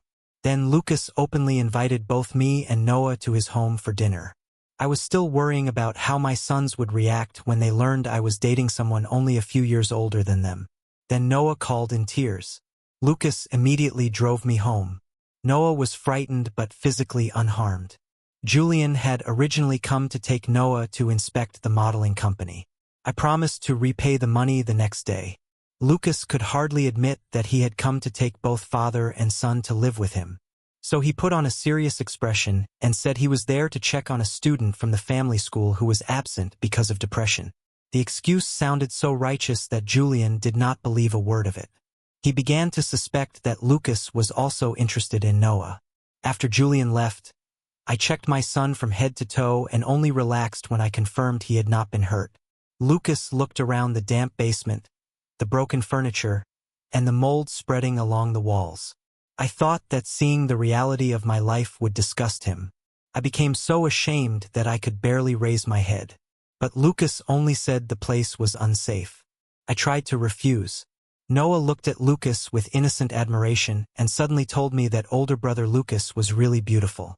I asked what he was looking at and reminded him that no matter how beautiful Lucas was, he was not available to Noah. Noah looked offended and said he had never planned to steal him. Lucas, meanwhile, laughed happily. In the end, I agreed to move, but insisted that I would pay rent every month. Noah was so happy that he grabbed the hand of Lucas and thanked him. I became irrationally jealous, pulled them apart, and seriously reminded Lulu that my son was still underage. Lucas ground his teeth and said he only cared about Noah because Noah was my son. On the drive to the new apartment, Noah fell asleep in the back seat. I stared at him in shock. Then I explained that my wife had died long ago and I had been single for years. Lucas went silent for several seconds. Then his entire body began trembling with happiness. Now he discovered that the title had existed only in his imagination.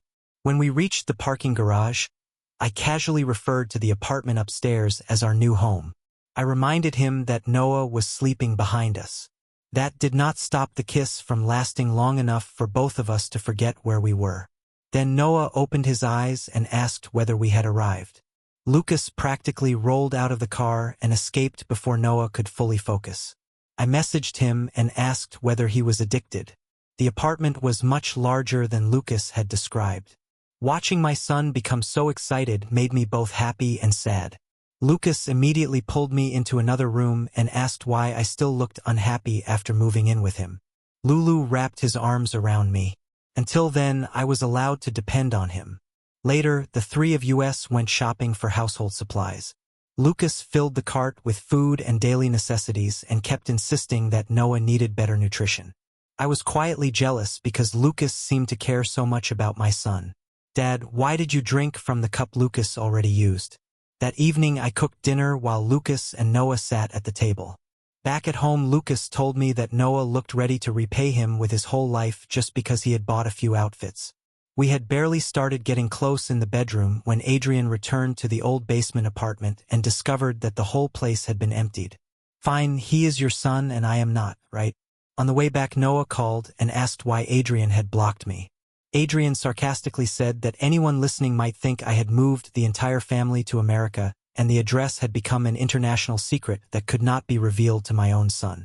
Dylan noticed that Adrian's mood had improved and asked whether his family relationships were bad too. Although Adrian was still angry with me, he completed his first tutoring session with Dylan. After being completely convinced by that single golf shot, Dylan finally sat down and studied properly. Leo Bennett came to pick him up, and the two of them started arguing again over a stupid joke about $5 million in exchange for a breakup. While Adrian was asleep, Leo secretly opened his phone and found the new home address Lucas had sent in their earlier messages. At home, I saw that Adrian had deleted Lucas and assumed my son had discovered our relationship. Lucas looked at me seriously and said that he was dating me with marriage in mind, and he could wait until my sons were more stable. I promised him that I would sleep early, but after Lucas fell asleep, I slipped into the living room and continued studying. The next morning, Noah found me asleep over my books. I meant those words to comfort him, but while standing outside the modeling company before his interview, I suddenly realized that this body of mine was almost 40.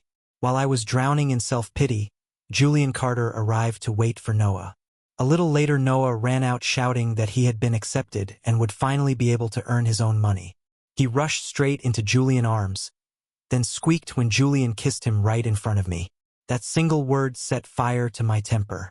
Noah cried and said that Julian treated him well, had helped punish the people who bullied him, and that he was old enough to choose his own friends. Noah called me controlling, slammed his bedroom door, and entered a cold war with me that lasted an entire month. Noah was receiving professional training at the modeling company. I could no longer tell whether he was leaving home for work or to see Julian. I spent 3 months interviewing before finally receiving an invitation from Evergreen Group. In a room full of master's graduates, doctoral graduates, and students who had studied abroad, my resume stood out for all the wrong reasons. When I returned home, Noah had not been back since the previous evening.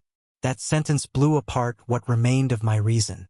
When I saw that both of them were still fully dressed, I managed to breathe again, but Noah refused to come home. In my anger, I blurted out pieces of the fate written for Noah in the original novel: failing school, becoming pregnant before marriage, and ruining his own future. He explained that he had gone out of town for a photo shoot, his phone had died, and he had only fallen asleep there because he was exhausted. At last, Noah said that he had the right to choose his friends and the person he liked, and asked me to stop interfering. Lucas also advised him to go home, but Noah then asked one question that silenced me completely. "Dad, even if you found a job, can you promise that you will never become unemployed again?" Days of fever, hunger, exhaustion, and stress finally caught up with me. Lucas took me to the hospital and called Adrian. When I woke, I told him that Noah had moved into Julian's place and asked him to help me think of a way to bring his brother back. I was angry enough to feel that I might transmigrate all over again. He asked why I always had to sacrifice everything and give everything to him and Noah. Then, for the first time in a long while, he called me Dad. He told me that both of them were already growing up. He had seen me carrying boxes, skipping lunch, bowing to customers, and proudly telling strangers that my son studied psychology. I pulled him into my arms and admitted through a tight throat that I truly did not know what I was supposed to do to give my sons a peaceful future. He gave me more than $10,000 that he had earned himself to help repay the debt. Outside the room, Adrian called Noah. He scolded his younger brother for nearly angering me to death, but still accepted the $20,000 Noah had earned from modeling and promised to transfer it toward the debt. When Lucas returned with porridge, Adrian stopped him in the hallway, looked him from head to toe, and smiled. Adrian said he had simply figured it out, then asked how serious the relationship was, whether Lucas truly loved me or was only playing around. Lucas said that he was serious. After Adrian's blunt warning about the enormous gap in age and family background between Lucas and me, I recovered under the care of both my son and my boyfriend. Adrian also stopped thinking only about surviving through other people. The money my sons occasionally sent home, combined with my salary, slowly ate away at our remaining debt. At Evergreen, because my work was reliable, I was quickly trusted with important reports. One day my manager asked me to carry the payroll report upstairs for the chief executive to sign, and I formally met Vivian Bennett again, this time as one of her employees. Vivian noticed that I handled work carefully and paid attention to people. Later, she unexpectedly brought me along to a business dinner because her female assistant was preparing for pregnancy and could not conveniently drink. From that point on, my workload suddenly multiplied. My department manager, Henry Grant, dragged me out to celebrate and while drunk accidentally revealed the truth. The moment I heard that, I understood that Lucas was the person who had helped me. Lucas immediately realized that I knew. I only asked softly why he had done it, and told him that I did not like it. He said that without him, with my age, education, and long period of unemployment, I could never have entered Evergreen. I would never have repaid the debt so quickly or saved money for Adrian's future study. We made peace, yet in my heart I finally understood that our relationship had never been equal. After he left, I went to work with my thoughts in chaos. At that moment Vivian called me upstairs and formally offered me the position of assistant to replace the employee preparing for maternity leave. She hoped that when Evergreen was eventually handed to Lucas, I could remain beside him and support him in both work and life. She even said that she hoped one day I would appear at Lucas' wedding and witness his happiness. With my year-end salary, bonus, and the prize car I received from a company raffle, I finally cleared the remaining $80,000 of debt. Sometimes I fell asleep in the parking garage and woke the next morning, rented a room by the hour just to shower and change clothes, then returned straight to the office. I took out a bank card holding more than $220,000 and handed it to Adrian. I told him that it was the money I had saved for his future study abroad. Adrian supported my decision to change jobs and said he would support me financially someday if necessary. That evening Lucas called me and complained sweetly that he missed me. Little by little I noticed that something was wrong. She called me by my first name, reached across the table, held my hand, and said that after her husband died, she had not felt anything for another person in a very long time. I sat there completely frozen. I was secretly dating her son, while she wanted to marry me so I could become the stepfather of my own boyfriend. I forced myself to stay calm and refused. I clenched my hands and finally gathered enough courage to tell her that there was already someone I loved. She remembered the time she had heard me call someone baby. Back then I had claimed it was my son. On the way home, because my clothes reeked of alcohol, traffic officers pulled me aside for a breath test. When I got home I found flowers, a watch, and a birthday card Adrian had left for me. At exactly 9, Lucas arrived carrying a cake and flowers. Before I could argue, he dragged me into the bedroom and gave me a very enthusiastic birthday present. While we were still holding each other afterward, Vivian called. Lucas had no idea the person on the phone was his own mother. He only asked who wanted us to break up. After that, my relationship with Vivian became painfully awkward. I was already 39. Before the exam results were even released, Human Resources called me in and demanded that I write a voluntary resignation letter. In the end, Evergreen dismissed me and paid the required compensation. Vivian passed us in the hallway and looked at me as coldly as if I were a stranger. Adrian, however, could see that her eyes still held both love and resentment. After that, with Vivian influence hanging over the industry, many companies did not dare hire me. Lucas did not know I had been dismissed. My father was fired by Evergreen. Lucas immediately called his mother and demanded an explanation. Vivian only said coldly that I had failed to meet job requirements, then asked whether he really planned to question his mother over someone unimportant. Lucas went completely silent, then shouted and asked who had proposed to me. He was furious that the whole thing had happened months ago and both his mother and I had hidden it from him. In the heat of the argument, he even blurted out that perhaps we should break up. At that exact moment, my phone battery died, cutting the call and making him believe I had deliberately hung up on him. Lucas cried all night. The next day, he went straight to Evergreen to confront his mother. When Lucas said he already knew that she had proposed to me, she finally admitted that she had tried to use her power to close every road in front of me until I had no choice but to return to her. Vivian slapped him immediately. When Lucas still refused to leave me, She threatened Adrian and Noah. Lucas knew his mother truly had the power to do it. I had just returned to Kingsley City for the qualification review when I immediately went to Lucas University to find him. In the end, our relationship still reached a painful choice. Adrian had already been overseas for 2 years and rarely came home because he wanted to save the cost of airfare. Noah had not returned for 5 or 6 years. Our father and son relationship had become increasingly distant because of Julian.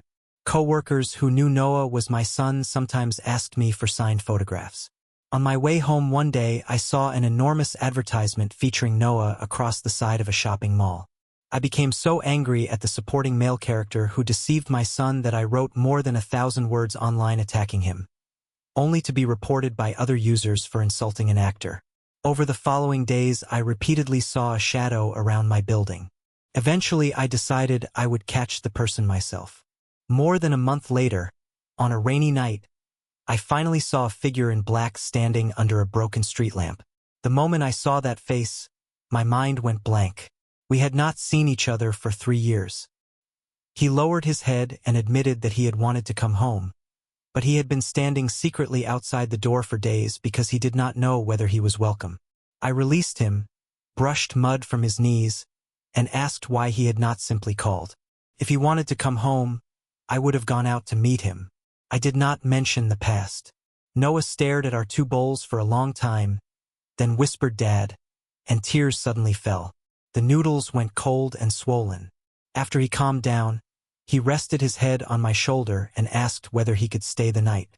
I asked if somebody had heard him outside. Noah told me that Shane Collins had returned. Julian had apparently been with Noah because he resembled that first love. Julian and Shane had gone to the capital to register their marriage and prepare to inherit their family businesses. I became so furious that I wanted to find that bastard immediately. Years ago, Julian had promised to care for Noah, and now he had abandoned my son in Kingsley City and gone to marry somebody else. When I still reached for the door, he suddenly shouted, "Dad, do not go. I am pregnant." Noah cried and placed a hand over his stomach. "I am pregnant. Dad, I am scared." After the first wave of shock, I forced myself to think clearly. I asked whether he wanted to keep the baby, whether the father knew, and who would raise the child after birth. If Julian was going to marry Shane, then I absolutely refused to let my grandchild grow up as some hidden child outside the Carter family. I did not scold him. At least in this life, he had not become pregnant at 18. Noah asked whether I blamed him. When he asked whether he should end the pregnancy or keep it, I refused to decide for him. He had only taken a home test, so I suggested that we visit a hospital first. But Noah had to fly out the next morning to film a program for half a month, so the medical visit was postponed. That night, after he fell asleep, I smoked on the balcony until morning and nearly killed every flower I had spent years raising. I thought that no matter how much I hated Julian, a child carrying his blood would still be my grandchild. Half a month later, I took Noah to a private hospital. The examination confirmed that he was already 16 weeks pregnant and the baby was developing normally. When Noah asked whether ending the pregnancy was still possible, the doctor said the decision belonged to him but also noted that the fetus appeared very healthy. On the day of the appointment, Noah became nervous and went downstairs to find a restroom. Noah still did not know that Adrian and Leo had broken up 2 years earlier and happily called him brother-in-law. When he noticed how thin Leo had become and how unhealthy his face looked, he asked whether he was sick. Leo said he was only there for medication. Noah hid his own pregnancy by claiming he had stomach pain. The truth was that after Adrian left the country, Leo had nearly collapsed. He ran after strangers, grabbed their hands, and called Adrian name. Noah forgot all about his procedure number and helped the bodyguards rush Leo to emergency care.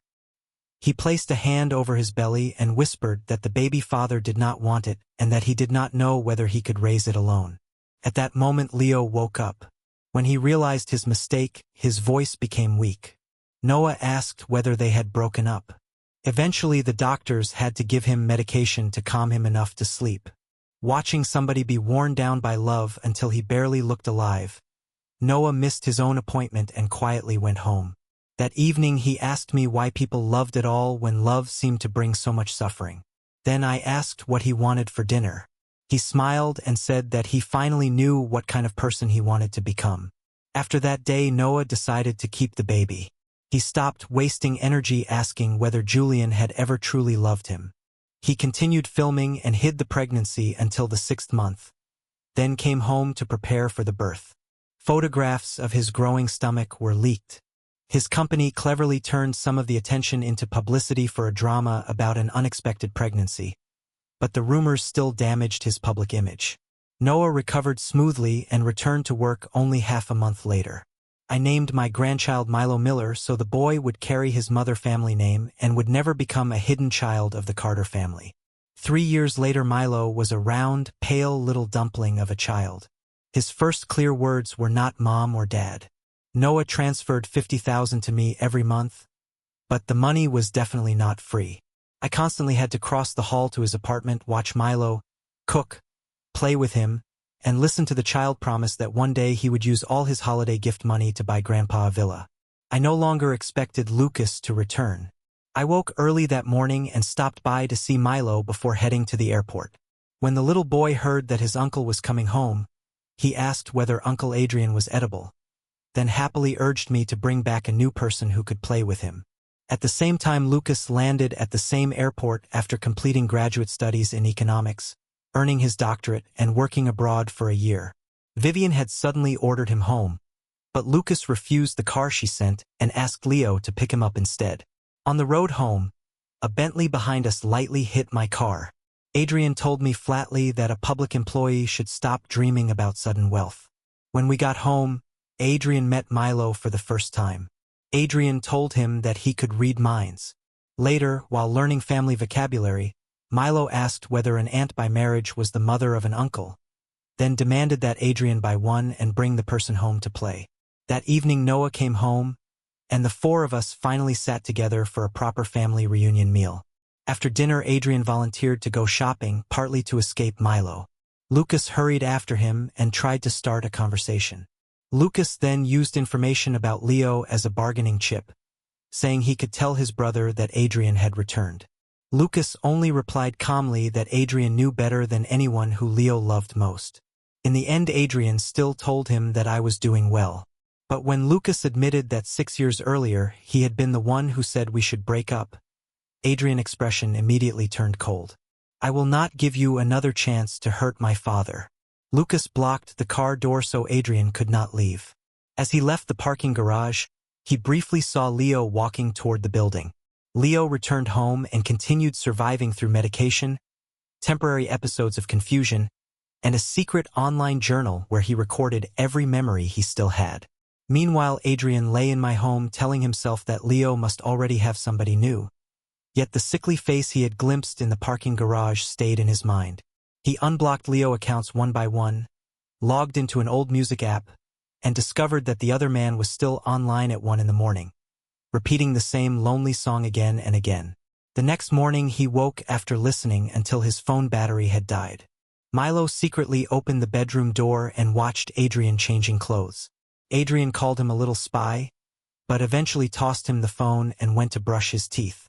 Milo could not find the video app, so he opened the photo album instead. By accident, he found dozens of old pictures of Leo from university. When Milo asked who the handsome man was, Adrian immediately snatched the phone back, angrily chased the child out, and began deleting the photos one by one. I noticed his lack of sleep and asked whether something was troubling him. He avoided answering directly and instead asked whether I had ever considered finding another partner. He even said that if Lucas returned and I still loved him, he would no longer oppose it. Adrian did not argue. Adrian's face immediately cooled. 6 years earlier, Leo had been a lively young heir. Adrian watched him for a long time. Adrian refused to admit that he was shaken. Adrian could not allow love to interfere with his plans for education and career. The words sounded perfectly rational. But after Adrian started working, he went to lunch with colleagues and saw Leo sitting alone in a cafe. Leo ate only a few bites, took his medicine, and immediately returned to work. When he passed nearby, the familiar scent on Leo clothes brought every old memory back. He remembered hotel rooms during university, Leo lying obediently against him while Adrian played games. Adrian walked all the way outside, then turned back. When Leo woke, the familiar laundry scent on the shirt made him immediately believe Adrian had returned. In his confusion, he thought the person carrying him was Adrian. Then he discovered the shirt was gone. He nearly lost control, searched the hospital bed frantically, and convinced himself Adrian had returned to take it away. Co-workers invited him to group activities and he reluctantly joined. But Leo was an illegitimate child who had money without ever having a place that truly belonged to him. Leo kept working because he genuinely loved design, and because he needed something strong enough to stop him from thinking about Adrian every hour of every day. Nolan Brooks finally pulled them apart and took Leo outside. Someone handed him a cigarette as another ridiculous distraction. "Adrian, I miss you again. 6 years and you still have not forgotten." Leo was so shocked that he slapped his own face to make sure he was awake. A brief glimpse into the future showed that Adrian would eventually return to him. Leo woke from a nightmare in a house filled with children's toys. Leo immediately began crying and called Adrian's name. Leo still begged to hear the words of love one more time. Adrian complained that he was troublesome, but eventually kissed him and said that Leo looked terrible when he cried and was stupid enough to be adorable. A few days later, Leo Company came to my workplace to install information boards. During the conversation, I casually complained that Adrian had returned from abroad and found his own job without letting his father help at all. Leo immediately said that if Adrian needed anything, he could join the Bennett parent company or ask Lucas to arrange a position at Evergreen. I smiled. Only then did Leo realize that he had accidentally exposed Lucas' return when nobody had told me. On the way home, he messaged Adrian. "I told your father that my brother is back." Adrian called him stupid, but still kept talking to him. He even laughed when Leo asked whether, if Lucas beat him up, he could run overseas to hide with Adrian. At a company gathering, Leo drank too much and coworkers dragged him into a truth or dare game. One challenge required him to call an ex and say that he was about to get married. Leo was so drunk that his eyes could barely focus, yet he still remembered Adrian's number perfectly. Adrian's voice came through. Leo murmured Adrian's name and obediently completed the challenge. "I am getting married soon." Leo foolishly said yes, then added in a weak voice that his heart still contained only Adrian. Adrian immediately scolded them. Leo's health had already been poor in university, so why had they allowed him to get drunk? There was silence on the line. That night Adrian saw me sitting alone in the living room smoking. Leo had always been physically weak and easily became sick. The moment Adrian appeared, Leo became as obedient as a preschool child waiting for a parent. After taking him home, Adrian had barely placed Leo on the sofa before the drunk man wrapped himself around him and asked whether he was dreaming again. Adrian had already been angry that Leo did not protect his health. In the end, Adrian sternly dealt with him, helped him wash, dried his hair, and carried him to bed. Even in sleep, Leo kept crying and calling Adrian's name. The two eventually slept beside each other exactly as they had during the years when they were still together. Meanwhile, I could not sleep at all after learning that Lucas had returned. I reminded myself that my current life was stable. On the first evening, after returning from a late meal, I stepped into an elevator and found Lucas standing beside me. Lucas followed me all the way to my room and suddenly wrapped both arms around my waist from behind. I regretted the sentence the moment it left my mouth, but Lucas still held on. 6 years of anger exploded at once. At that exact moment, one of my supervisors inside the room heard the noise and seemed ready to open the door. I quickly pushed Lucas away and introduced him as merely a classmate of my son who had come to discuss employment. The moment the door closed again, Lulu pinned me against the wall and kissed me until my lips split. Lucas' eyes turned red. "Ethan, do you not love me anymore?" Lucas said he would deal with his mother himself. I admitted it. "You were the one who left me behind and said we should break up." Looking at the pain in his red eyes, I forced myself to answer. My mouth had said I did not love him. In his mind, we were allowed to separate if love had ended, but not because his mother had forced us apart. During that time, Milo discovered that Adrian often secretly called his mysterious partner and even exercised to show off his abdominal muscles. I was laughing at how such a small child could be so nosy when Milo asked who his own father was. I explained seriously that his mother had given birth to him. Pregnancy had been difficult, so he had to love and respect his mother when he grew up. I did not know that Noah was inside that car with Julian Carter. Noah kicked him away and asked coldly whether hurting somebody else actually made him happy. Then he admitted that he regretted everything, still loved Noah, and wanted him back. Noah bit his lip hard enough to draw blood, pulled his hand away, and said that the past was finished. He no longer loved Julian and asked him not to come to his film sets again. Even though tears fell after he turned away, Noah still chose to leave. That day I took Milo to eat fast food. When we returned home, I discovered Noah had just finished filming and would be resting for half a month. Only then did I learn that he had booked rooms at Wild Spring Mountain Resort because Adrian had told him that my headaches and insomnia had returned. I complained that it was a waste of money. Saving every coin until death would not let me carry it into the grave. Noah worried that watching a child alone would only make me more tired, so he booked another room. The hotel air was cool and clean.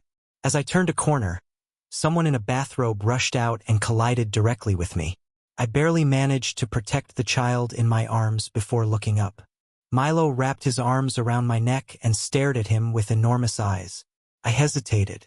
I was afraid that if Lucas learned who Milo really was, the information might eventually reach Julian and disturb Noah's life again. My head struck the wall hard enough to leave me unable to speak for a moment. Milo saw Grandpa being bullied and immediately burst into tears. He slapped at Lucas' wrist with his tiny hands and screamed that the bad man was not allowed to hurt his grandfather. For 6 years he had studied and worked abroad, trying to become strong enough to protect our relationship. In that single moment he imagined that while he had been struggling, I had happily forgotten him, formed another family, and already become a grandfather. He looked as though he had suddenly realized he had been performing alone like a fool. He wiped his tears and walked off, just as Noah came out after changing clothes. I had always understood Lucas' fears. Yet if one of my own children had fallen in love with someone almost 20 years older, from a completely different world, with a future full of risks, I could not honestly promise that I would have behaved much better. Neither of us had truly changed. After Lucas left, perhaps because of the cold, emotional stress, and the blow to my head, I developed a high fever that night. Lucas had actually returned and knocked on my door because he was still unwilling to give up. Later Noah and Milo came to call me for breakfast. Noah looked at the gray hairs on my head and suddenly knelt beside the bed crying uncontrollably. He finally understood that through all the years when he rebelled, loved the wrong person, became pregnant, and raised a child, I had always been standing behind him cleaning up the consequences.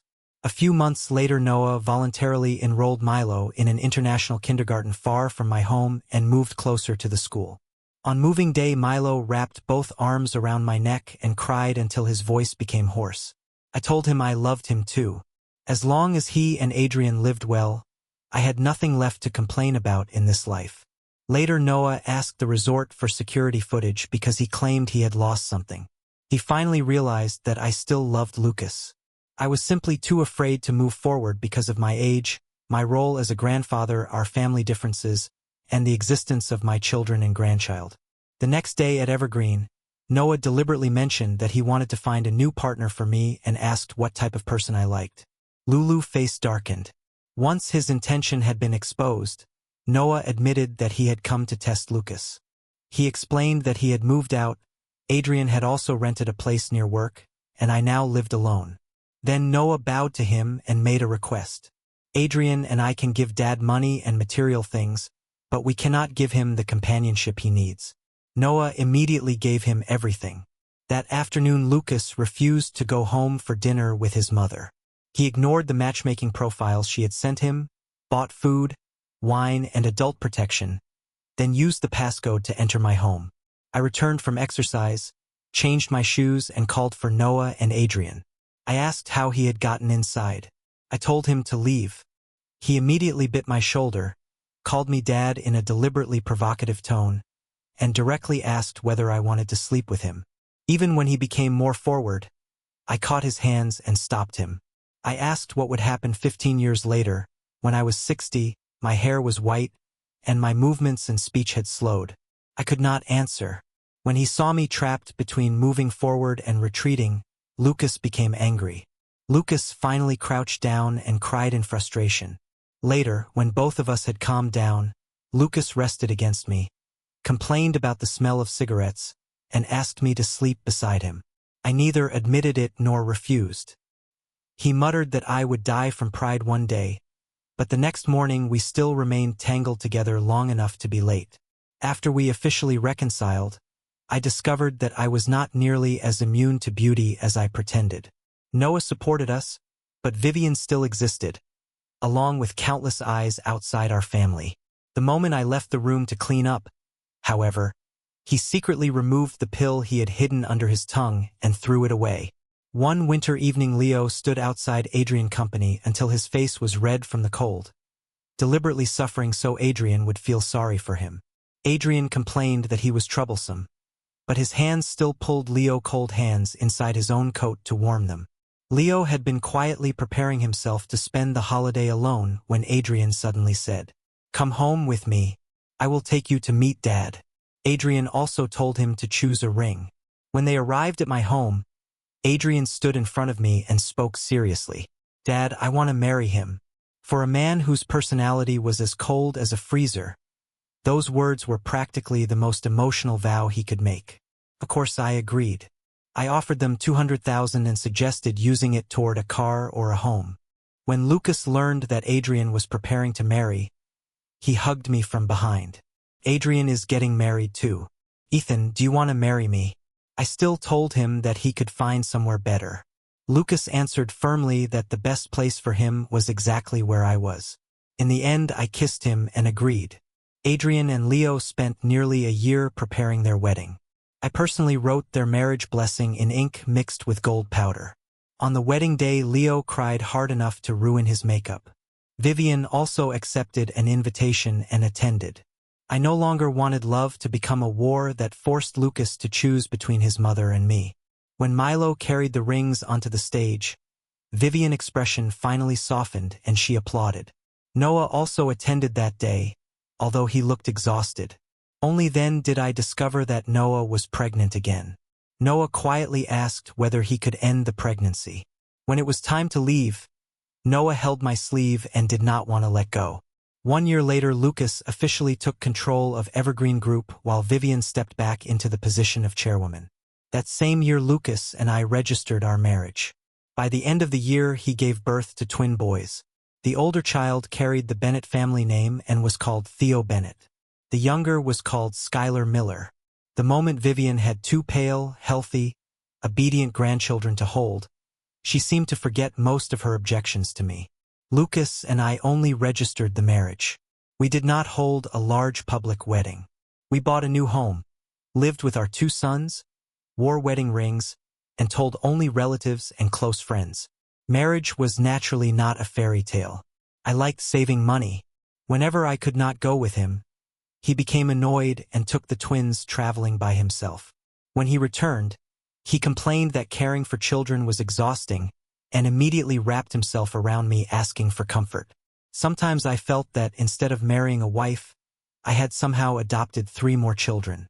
But what Lulu needed from me was not only a husband.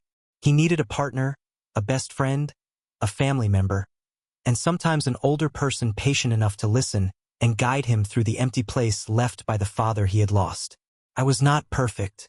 I was only fortunate that I had enough calmness to listen when he talked about work, hold him when he felt weak, and solve the ordinary problems of life beside him. Our love was no longer the burning emotion of the beginning. It became the choice to keep holding hands every day even after we had seen every flaw in each other. Many years later, the twins had become teenagers. Skylar dyed a small streak of his hair red, received a love letter, and started arguing with Theo before breakfast. I handed both of them bread and milk and pushed them out the door before they woke their mother.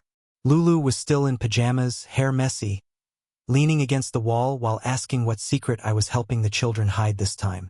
I wrapped an arm around him and told him to eat breakfast. He buried his face against my chest and insisted that Ethan had to kiss him before he would get up. During breakfast I mentioned that more of my hair had turned gray and asked whether I should dye it black. Lucas said to leave it alone because it looked better that way. I accidentally began a sentence about what would happen if one day I left this world before him. Lucas stopped me immediately and refused to let me say anything unlucky. I smiled and agreed. But inside a book in my study, I had already hidden a letter for him. I wrote that I was grateful fate had brought me into this world. I had met countless people, but only he had entered my bones and stayed in my heart. If one day I left first, I asked him not to remain trapped in grief, because even old age and death could not stop me from loving him. Perhaps at another turn in time, I would still be waiting to meet him again. I wrote that I did not have much to give. The gray hair and wrinkles on my face were simply the clearest evidence that I had loved him for a very long time. Many years later, when the letter had turned yellow and I had already become part of the passing river of time, a wrinkled hand finally found it. Tears fell across every line. Perhaps somewhere in another world, we did not meet when one of us was already a father and the other was still a university student. Perhaps we met beneath summer trees while both of us were young. I would pick up the book that had fallen beneath the leaves, hand it to the beautiful young man in front of me, and smile. "Hello, I am Ethan Miller." He would take the book, look at me with bright eyes, and answer, "Hello, I am Lucas Bennett. I have liked you for a very long time.